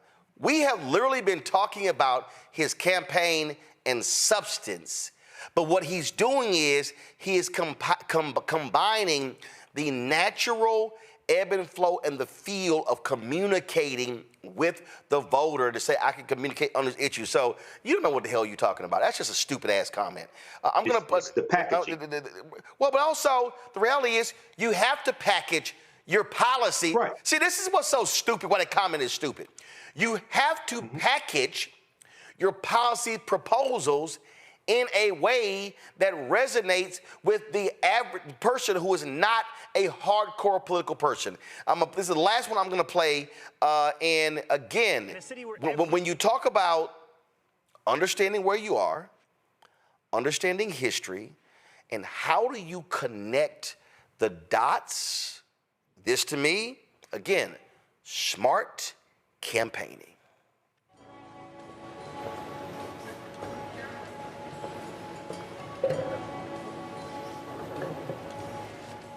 When Earl Manigault stepped onto this court at 99th and Amsterdam, the world stopped to watch. In a city where everything is contested, even the contrarians agree. No one dominated street ball like Earl did. He dunked backwards 36 times in a row for a bet. He could take a quarter off the top of the backboard. He had the double dunk where he'd dunk it and then he'd catch it and dunk it again. Manigault's nickname was the GOAT, but talent never made him arrogant. He was idolized as much for his kindness as his ability to dunk. That's part of why his memory lives on today. Unlike many with a gift, he never believed his hype. While the GOAT might have been on a level of his own in the 50s and 60s, his greatness faded fast after he developed a debilitating heroin addiction. He recovered, then relapsed, served time in prison, and ultimately left New York. The man who Kareem Abdul-Jabbar called the best basketball player of his size in the history of New York City never made it pro. Towards the end of his life, the GOAT came home to Harlem. Before he died in 1998, he spent his final years counseling kids, teaching them how to play and avoid his path. To many New Yorkers, he's still a giant today. He helped take me on his wing, and he helped us move on to the next step. I don't dunk anymore, but I still have a couple of moves left, you know. There are countless New York stories like Manigault's. Brilliant minds, incredible athletic talents, lost to drugs or crime or alienation. It doesn't have to be this way. City government can foster supportive environments for our kids, and we can build spaces that give them opportunities to grow. As mayor, I'll increase access to sports, mentorship, after-school, and summer programs. We'll expand SYEP, or Summer Youth Employment Program, which builds confidence for young people and lowers chances of felony arrests by over 20%. And we'll tackle youth violence with safe passage and greater school-based violence prevention programs, mental health services, and school counselors. Here, at a park that many still call Goat Park, I can't help but think of something Manigault said. For every Michael Jordan, there's an Earl Manigault. We all can't make it. Someone has to fail. I was the one. With all love to the GOAT, I don't agree. This is the wealthiest city in the wealthiest nation in the history of the world. It's time we all make it. Again, smart campaigning, you take a historic, well-known figure. A consultant would say, no, we're not going to do something talking about a guy who was a drug addict. Oh, no, a guy who failed. We're not going to do that. No, he takes the story, New York City legend, and lays out in that 2-minute and 24-second video policies dealing with mentoring and other types of programming. Again, this is where I'm saying this is why he's winning. For all of these weak-ass, impotent, scared Democrats who look, oh my God, he's a socialist. Oh my God, I can't endorse a socialist. There's a reason he's winning.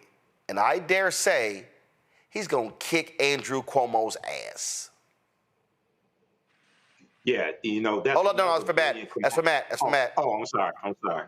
Yeah, I mean, I'll just say, you know, the establishment candidate isn't gonna prevail when this guy is talking to the people. I mean, that's ultimately what it comes down to. And I think that this is a really important point because we don't think about it, but I think your point earlier about the blue suit and the red tie, I mean, that's like so common fare. We don't even think about the fact that some consultant is probably saying exactly what you're saying. No, you can't break the mold. You can't break the mold. And here's what it is, right? Fortune favors the bold. So if you're taking that step and you're approaching it differently, clearly something's working when you have 75,000 volunteers for your campaign. I don't know about what the numbers will ultimately look like, but I think it's especially helpful when people are already probably distrustful of the old guard, like Andrew Cuomo, who's doing the same thing they've always done to the same people, speaking to the same people, trying to get the same votes. And he's talking to a much broader base and new entrants to politics. So I think maybe you'll be right in terms of the numbers, but even if you aren't right, if he wins, it'll be a testament to breaking convention and the value that can have. Quick break. We come back. We're going to talk about farmers with John Boyd. Here's the National Black Farmer Association. And boy, these white farmers, all the white, orange MAGAteers are aplenty. You're watching Roland Martin Unfiltered on the Black Star Network. Next on the Black Table with me, Greg Carr. An hour of living history with Dr. Richard Mariba Kelsey, thinker, builder, author, and one of the most important and impactful elders in the African American community. He reflects on his full and rich life and shares his incomparable wisdom about our past, present, and future. African genius is saying that my uncle was a genius, my brother was a genius, my neighbor was a genius. I think we ought to drill that in ourselves and move ahead rather than believing that I got it. That's next on the Black Table, here on the Black Star Network. Farquhar, executive producer of Proud Family. You're watching Roland Martin Unfiltered.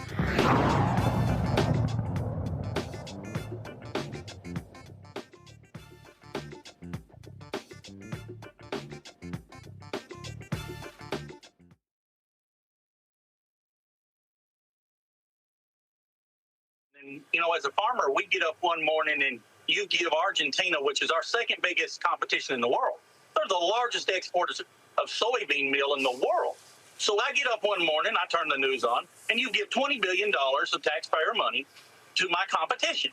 And then the Chinese buy, I think the figure is 30 or 40 containers, ships, which is about 65,000 metric tons per ship, which is like 2.2 million bushels. So they buy 12 or 14 billion dollars worth of soybeans from the Argentinians after the tax holiday. And here's the caveat to it.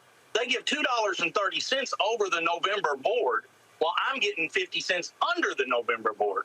So that makes the Argentinian soybeans about $12.42 a bushel. I think that's the real figure they gave. So all my premium went. Y'all, you gotta love it.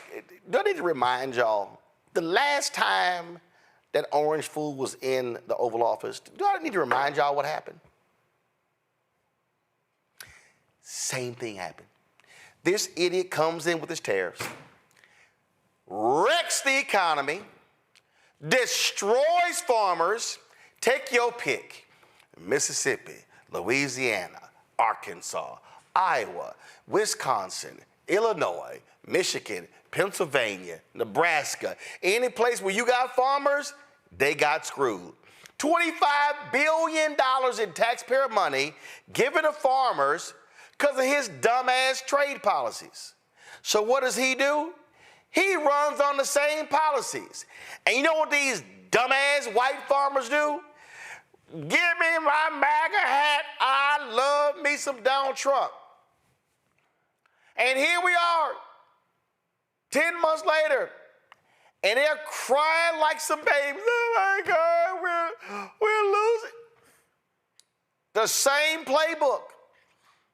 And guess what Republicans are now talking about doing? Because Trump is now freaking out. They're talking about putting together a package, and I've seen anywhere from 10 to 35 to 50 billion. Oh, I thought y'all didn't like welfare. Matter of fact, Senator Joni Ernst of Iowa did an interview. She said, my farmers, they don't like welfare, but they need help. Oh, but y'all shat on student loans. Y'all shitted all over black farmers and Latino farmers when a deal was cut, and racist ass Stephen Miller blocked the money from going to them. Y'all shit on people who on food assistance. But now we're all supposed to sit back and go, these poor white farmers. And let me be real clear. When I say the poor white farmers, that bailout money, that ain't going no black farmer or Latino farmer. John Board is the president, National Black Farmers Association. And, it's hard for me, John, to say to hell with these red state farmers. But I'm sorry, they voted for his ass. And this happened last time. What the hell they think was going to happen again? Well, Roland, I told him that the tariffs didn't work the first time. They didn't work the first time. And when Trump came in and imposed tariffs on China, I was selling soybeans, people, for $16.80 a bushel. The price plummeted all the way down to about $6-7 a bushel, and the market never came back. Now these are the boys who voted for him, and I was on the circus. I said, vote for Harris. Harris is the only way out of this thing. All that stuff. They voted for him probably 99%. Yep. They voted for this president. Now the black farmers ain't how far to fall. I want to be perfectly clear to everybody that's watching this. We've been down, everybody dumped on us. So we've been down, and we know what it feels like. We know what it looked like not to get a loan, not to get a subsidy, all these things. But them big boys, that guy you just showed, Trump got him, man. $20 billion to Argentina, man. $20 billion, and then they turn around and sell the soybeans with the money that this guy bailed their whole country out with, and left them high and dry. And Roland, guess what? The market ain't coming back because it is harvest season right now. So they having to take those trucks to the grain elevators right now. And this money that the president keeps talking about, the money's going to come out to tariffs. Ain't no money coming out to tariffs. That's a little a ploy that he's trying to do for midterm elections to keep his friends happy. We're not going to get a damn dime out of no tariff money. It's tied up in federal court, as you know, Roland. You've been following this thing. There's lawsuits and there's judges that are saying what he's doing with these tariffs, he can't even be doing in the first place. So this president got his base. He got his base and he played his base, and the base is going to turn on him. I'm here to tell you, when them white farmers start going out, them farms ain't coming back. And people, they're farming in blocks, Roland. Not the average age of the black farmer is 60, and average farm size is 50 acres. They're farming in blocks. A block is 1,000 acres, people. Yeah, they start losing all this land. And Roland, guess who's buying it? Guess who's buying the land?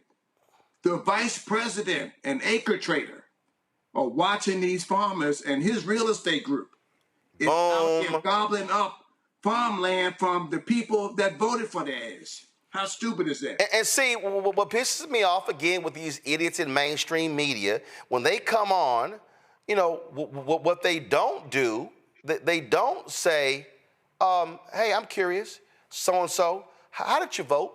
Like, hold on, I'm gonna play this clip right here. This is the guy over he's in Wisconsin, soybean, watch this. Well, right now, as farmers, you know, we are in kind of a state of emergency right now because of everything that's going on. And so we will take that money right now. We'd rather have our global markets open and be able to sell our product and, you know, make our money that way. But right now, farmers are needing some kind of assistance to keep going. We have farmers that are losing farms that have been in their families for generations. Yeah, no, and I wonder how many of those people, John, here in Wisconsin, Trump won that state, how many of them damn farmers, but see, if they go on TV, the first question should be, hey, white farmer, who did you vote for? Voted for him. The man did it last time. Like, I'm trying to understand what the hell do they think was going to happen. And Vice President Kamala Harris kept saying his tariffs are going to cause prices to rise and farmers go out of business. Oh, no, she's not telling the truth. Okay. But they're going out of business. And like I said, the whole deal with the president is they got a whole real estate arm that's going to be buying up the land, people. And Roland, last time I was on your show, I was saying to Black America, we need to be prepared to buy some land and group and start buying some of this land, because it's going to be on the sale block here real shortly. The market is not going to come back in 30 days. I'm sorry, it's not. And those guys cannot sell soybeans for $10 a bushel, because that's what the market is, Roland. $5 for wheat, $4 for corn. Guess what? I was selling grain in the early 80s, man, for just under that. And here it is, the year 2025, and this president is taking us to the lowest grain prices in history and the highest input. Nobody's talking about that. The highest input cost in history for farmers are right now under the 9 months of this president. This guy came into office in 9-10 months and caused complete havoc for white America and white rural America in this country. And guess what? We need to be in a position to go in there and start winning some of these states, to come up with a platform to steal some of these people, whether we like them or not. They're down there voting in them red states, and we need to start winning some of the red states. And guess what? The Democrats should be saying healthcare, you know what? And we coming back in rural America, we got a plan to help some farmers out here because we want them votes too. But see, John, to be honest, here's my problem. These white, and I'm specifically saying white farmers for a reason. Because let me be real clear. But they dogged us, as you know, bro. Them damn white farmers wasn't standing up for y'all. They dogged it. Them damn white farmers, they weren't saying Stephen Miller is unfair, blocking out that $5 billion going to black and Latino farmers. No, they wasn't saying a damn thing. They were like, that's y'all Negro farmers. We don't care. But see, so my problem is they want Democrats to now bail them out. Yes. So they can go right back and vote for MAGA policies. Well, let's go over the whole thing. I'm glad you raised that flag. Let's go over the whole thing. They didn't want to pay blacks to work on farms. That's the first thing. That's what got white people in trouble in this country. When they ran blacks off the farm, they wanted us to be sharecroppers and all this stuff. They didn't pay us then. They stole our land. And then what they do? Oh, we can't get blacks to come back to the South and work, so we'll go get some Hispanics, right? Let's get them here to pick some tomatoes and cotton and onions and all this stuff. Now, when they found that they weren't going to vote for them, the Republicans were at 99%, they said, oh, now we got to get all of them out the country. And now we're going to get the blacks from the inner cities who are going to come back, pick some tomatoes, and people on the disability. Roland's not working. Black people ain't coming back picking no damn tomatoes for free. They're not going to do it, man. So this stuff that this administration is saying, they're going to get some people on disability, man. That's what they're saying. Disability and blacks from the inner city. That's what this administration said, not me, to come out here and be and do the farm work. It's not going to happen. It's not going to happen. But what I am saying is, I don't want to lose anymore, and I don't want to lose to anything that look like Donald Trump or act like Donald Trump.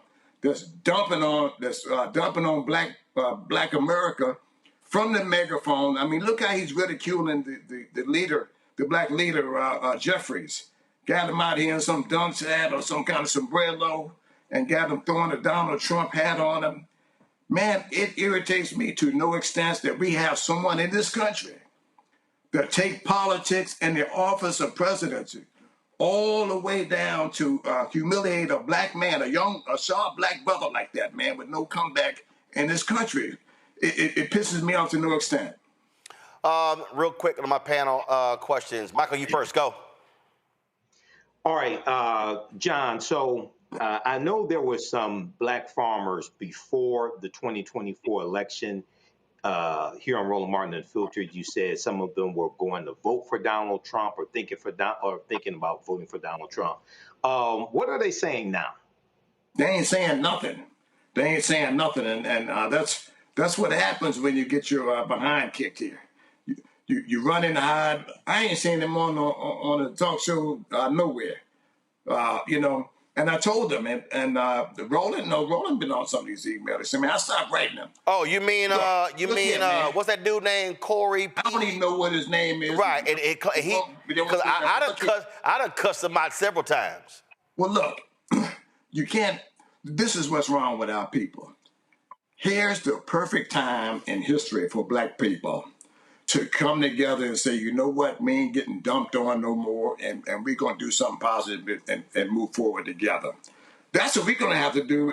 If not, this guy in the White House is going to keep kicking out butts, man. And Roland, guess what, man? I've been watching your videos.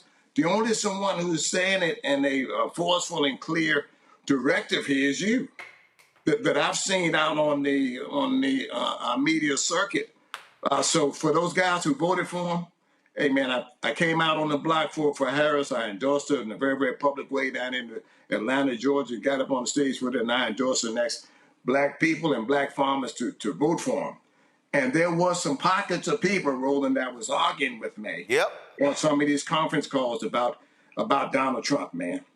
And they were pissed off when I came out for publicly for Harris. And now you can see that I was doing the right thing. I've done the right thing. And guess what?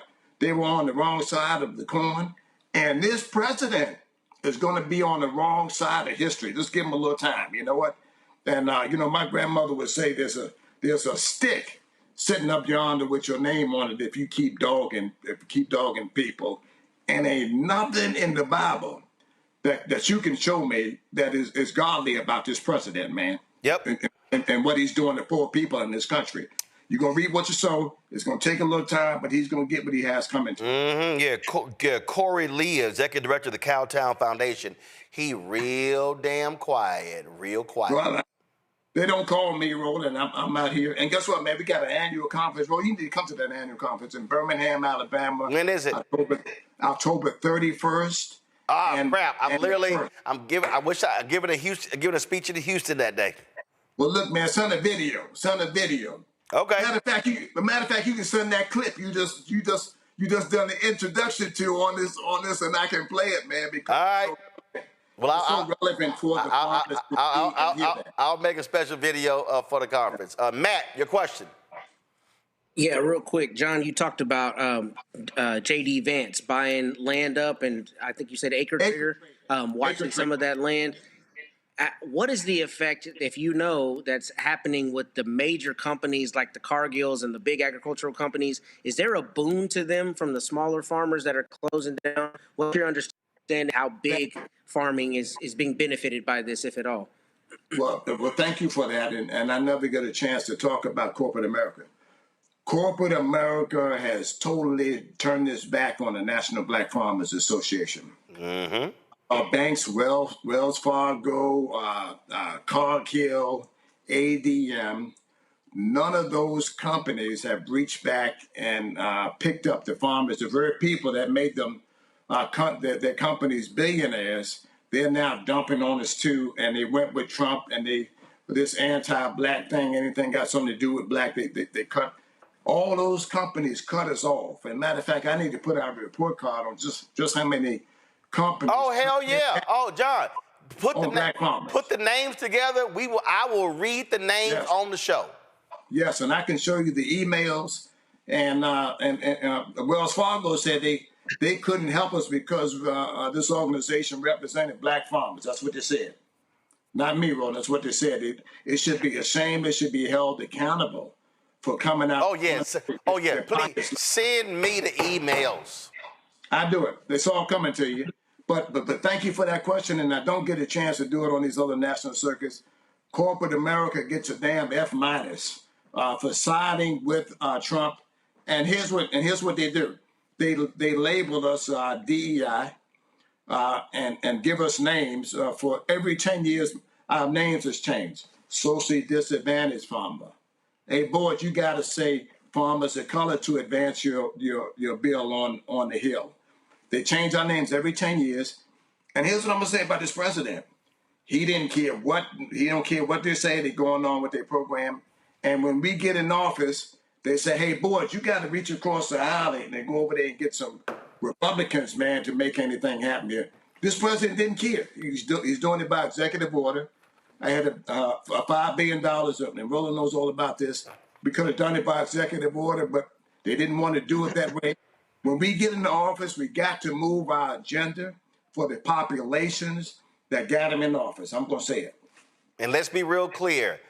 You call yourself the National Black Farmers Association because you got screwed because the white farmers were getting all of the money, all of the resources, and so you were highlighting them. It ain't like the mainline Farmers Association gave a damn. They wasn't fighting for the black farmer. They were fighting for the white farmer. One of the most racist. Listen, it was a white man, a white member of Congress. Congressman David Scott told me this here. David Scott was the first African American to become chair of the House Agricultural Committee. Yeah. I think he said when Ron Dellums was on this, I forgot, long time, he said a white member of Congress said to him, if it's one thing that ain't gonna never happen, you ain't gonna never see a black chair of this committee. People need to understand the billions of dollars coming out of USDA. Their entire focus is for white farmers to get that money, white farmers to get that loan. They ain't and listen, this ain't Democrat, this ain't Republican, this is white. This is about that, and that's why Marcia Fudge wanted to be Secretary of Agriculture, and Biden didn't make her. He should have, and he put the former governor of Iowa. Hell, wasn't that his third time being Agriculture Secretary? Man, we didn't want Vilsack. I didn't want him. Yeah, Tom Vilsack. So people need to understand. On your show and talked about that. People need to understand. USDA actually, y'all, has the largest bank in the federal government. Y'all, income. That's right. Y'all don't even understand how much money is in the USDA. $1 million for the top 10%, and white farmers receive $1 million a year annually. And they call it, when black people get on the program, it's welfare, it's all this stuff. White farmers get $1 million per farmer, the top 10% in the U.S. Farm Subsidy Program. The average subsidy to a black farmer is $200. We're not even on the same wavelength, with our farm subsidies in this country. All this money that went out to white farmers, and they've been getting it for years. And we formed the MBFA because guess what? They was out here calling me a nigger, the man who worked there. They was out there spitting on me. They was out there seeing black farmers one day a week. They was tearing my application up and throwing it in the trash can. They don't want to talk about that. They don't want you to say anything about black. They want you to get away from it, but they want to give it all to white farmers. They want to bring white farmers in from South Africa and give them our land out of inventory. I say over my dead body, Roland.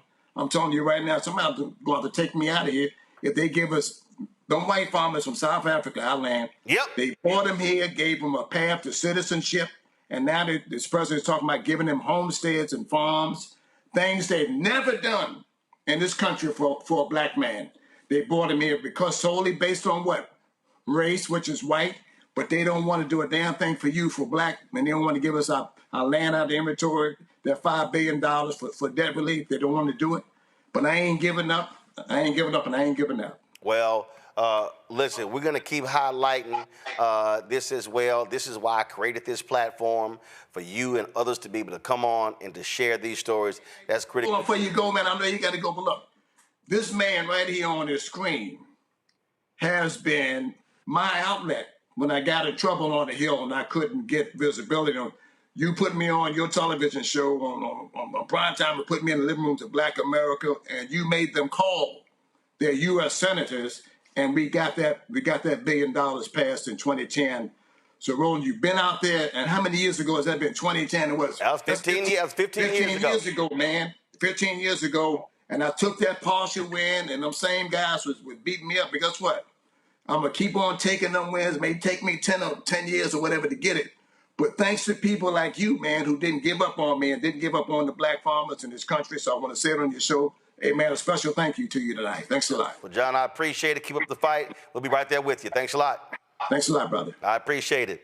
All right, then. So, y'all, that's it for us. Let me thank Matt. Let me thank Michael. Matt, who y'all losing to this weekend? It was great being on today, Roland. You have a great weekend, brother. No, I'm just checking. Who y'all? All I know is we're getting a dub. Who y'all playing Florida this week? So. Oh yeah, y'all gonna lose. Y'all gonna lose. Y'all. I think we're getting that dub. Billy Napier, he gonna handle that business. All right, so I can't wait to see some more orange tears this weekend. Michael, thanks a bunch as well. Who the Sigma's losing to? Somebody. All right, that's it for us. No, we're not going to lose, and we always look good. But thanks for having me on. No, that's actually it's actually not true. You don't always look good because whatever. All right, that's it for us. Y'all, that's it for us. Let me thank everybody being on today's show. It's some stuff we didn't get to, but hey, we had lots of guests, lots of conversation. Y'all, do y'all understand what y'all saw today? Diddy trial Candace Kelly, Congressman Steven Horsford, Memphis, Tennessee State Senator Justin Pearson, Zohran Mamdani running for mayor of New York City, John Boyd, National Black Farmers. Y'all, there is no other show in America that does this every single day. No other show. You will not see that many black guests on any mainstream cable show. Hell, they ain't gonna have that many black guests for the whole day. You ain't gonna see that many black guests in 24 hours. So this is why we do what we do. We center African Americans, we center our story, but here's the deal. What we talk about is not just for black people. So white folk can watch this show, Latino folk can watch this show, Asian American folk, Native American can watch this show. It doesn't matter. We are about speaking to the issues that touch the people, and that's why it's important. Your contributions are critically important. I've already told y'all we're trying to raise $1 million between now and December 31st because, man, we got some fantastic stuff coming down, man. But you got to fund it. So your support is critical. If you want to support Roland Martin Unfiltered and the shows on the Black Star Network, the 2 new shows we got coming on, the retooling of blackstarnetwork.com to become a news portal, please do so by contributing. Use the Stripe QR code. You see it right here, bottom left-hand corner. Cash App. You can also use credit cards for using the Stripe. PayPal, R. Martin Unfiltered, Venmo, RM Unfiltered, Zelle, Roland at RolandSMartin.com, Roland at RolandMartinUnfiltered.com. Checks and money order, make it payable to Roland Martin Unfiltered, P.O. Box 57196, Washington, D.C., 20037 0196. Also, folks, download the Black Star Network app. Apple phone, Android TV, Android TV, Roku, Amazon Fire TV, Xbox One, Samsung Smart TV. Be sure to get a copy of my book, White Fear, How the Browning of America is Making White Folks Lose Their Mind. Available at bookstores nationwide. Be sure to also get our Black Star Network, Roland Martin Unfiltered swag by going to shopblackstarnetwork.com. Shopblackstarnetwork.com. Get our t-shirts, our hoodies, our wall art, mugs, and more. You can go there. Also, if you want to support the black-owned products, you see all these products to my left. You see them all right here. Get these products, y'all, by going to shopblackstarnetwork.com. These are black-owned products that you see right here. And, man, it's some great stuff. So go to shopblackstarnetwork.com. Our audio podcast through iHeartRadio Network. We're on all the platforms, Amazon Music, Apple, Spotify, you name it. And then, of course, also support fan base. It's going to be an investathon next week.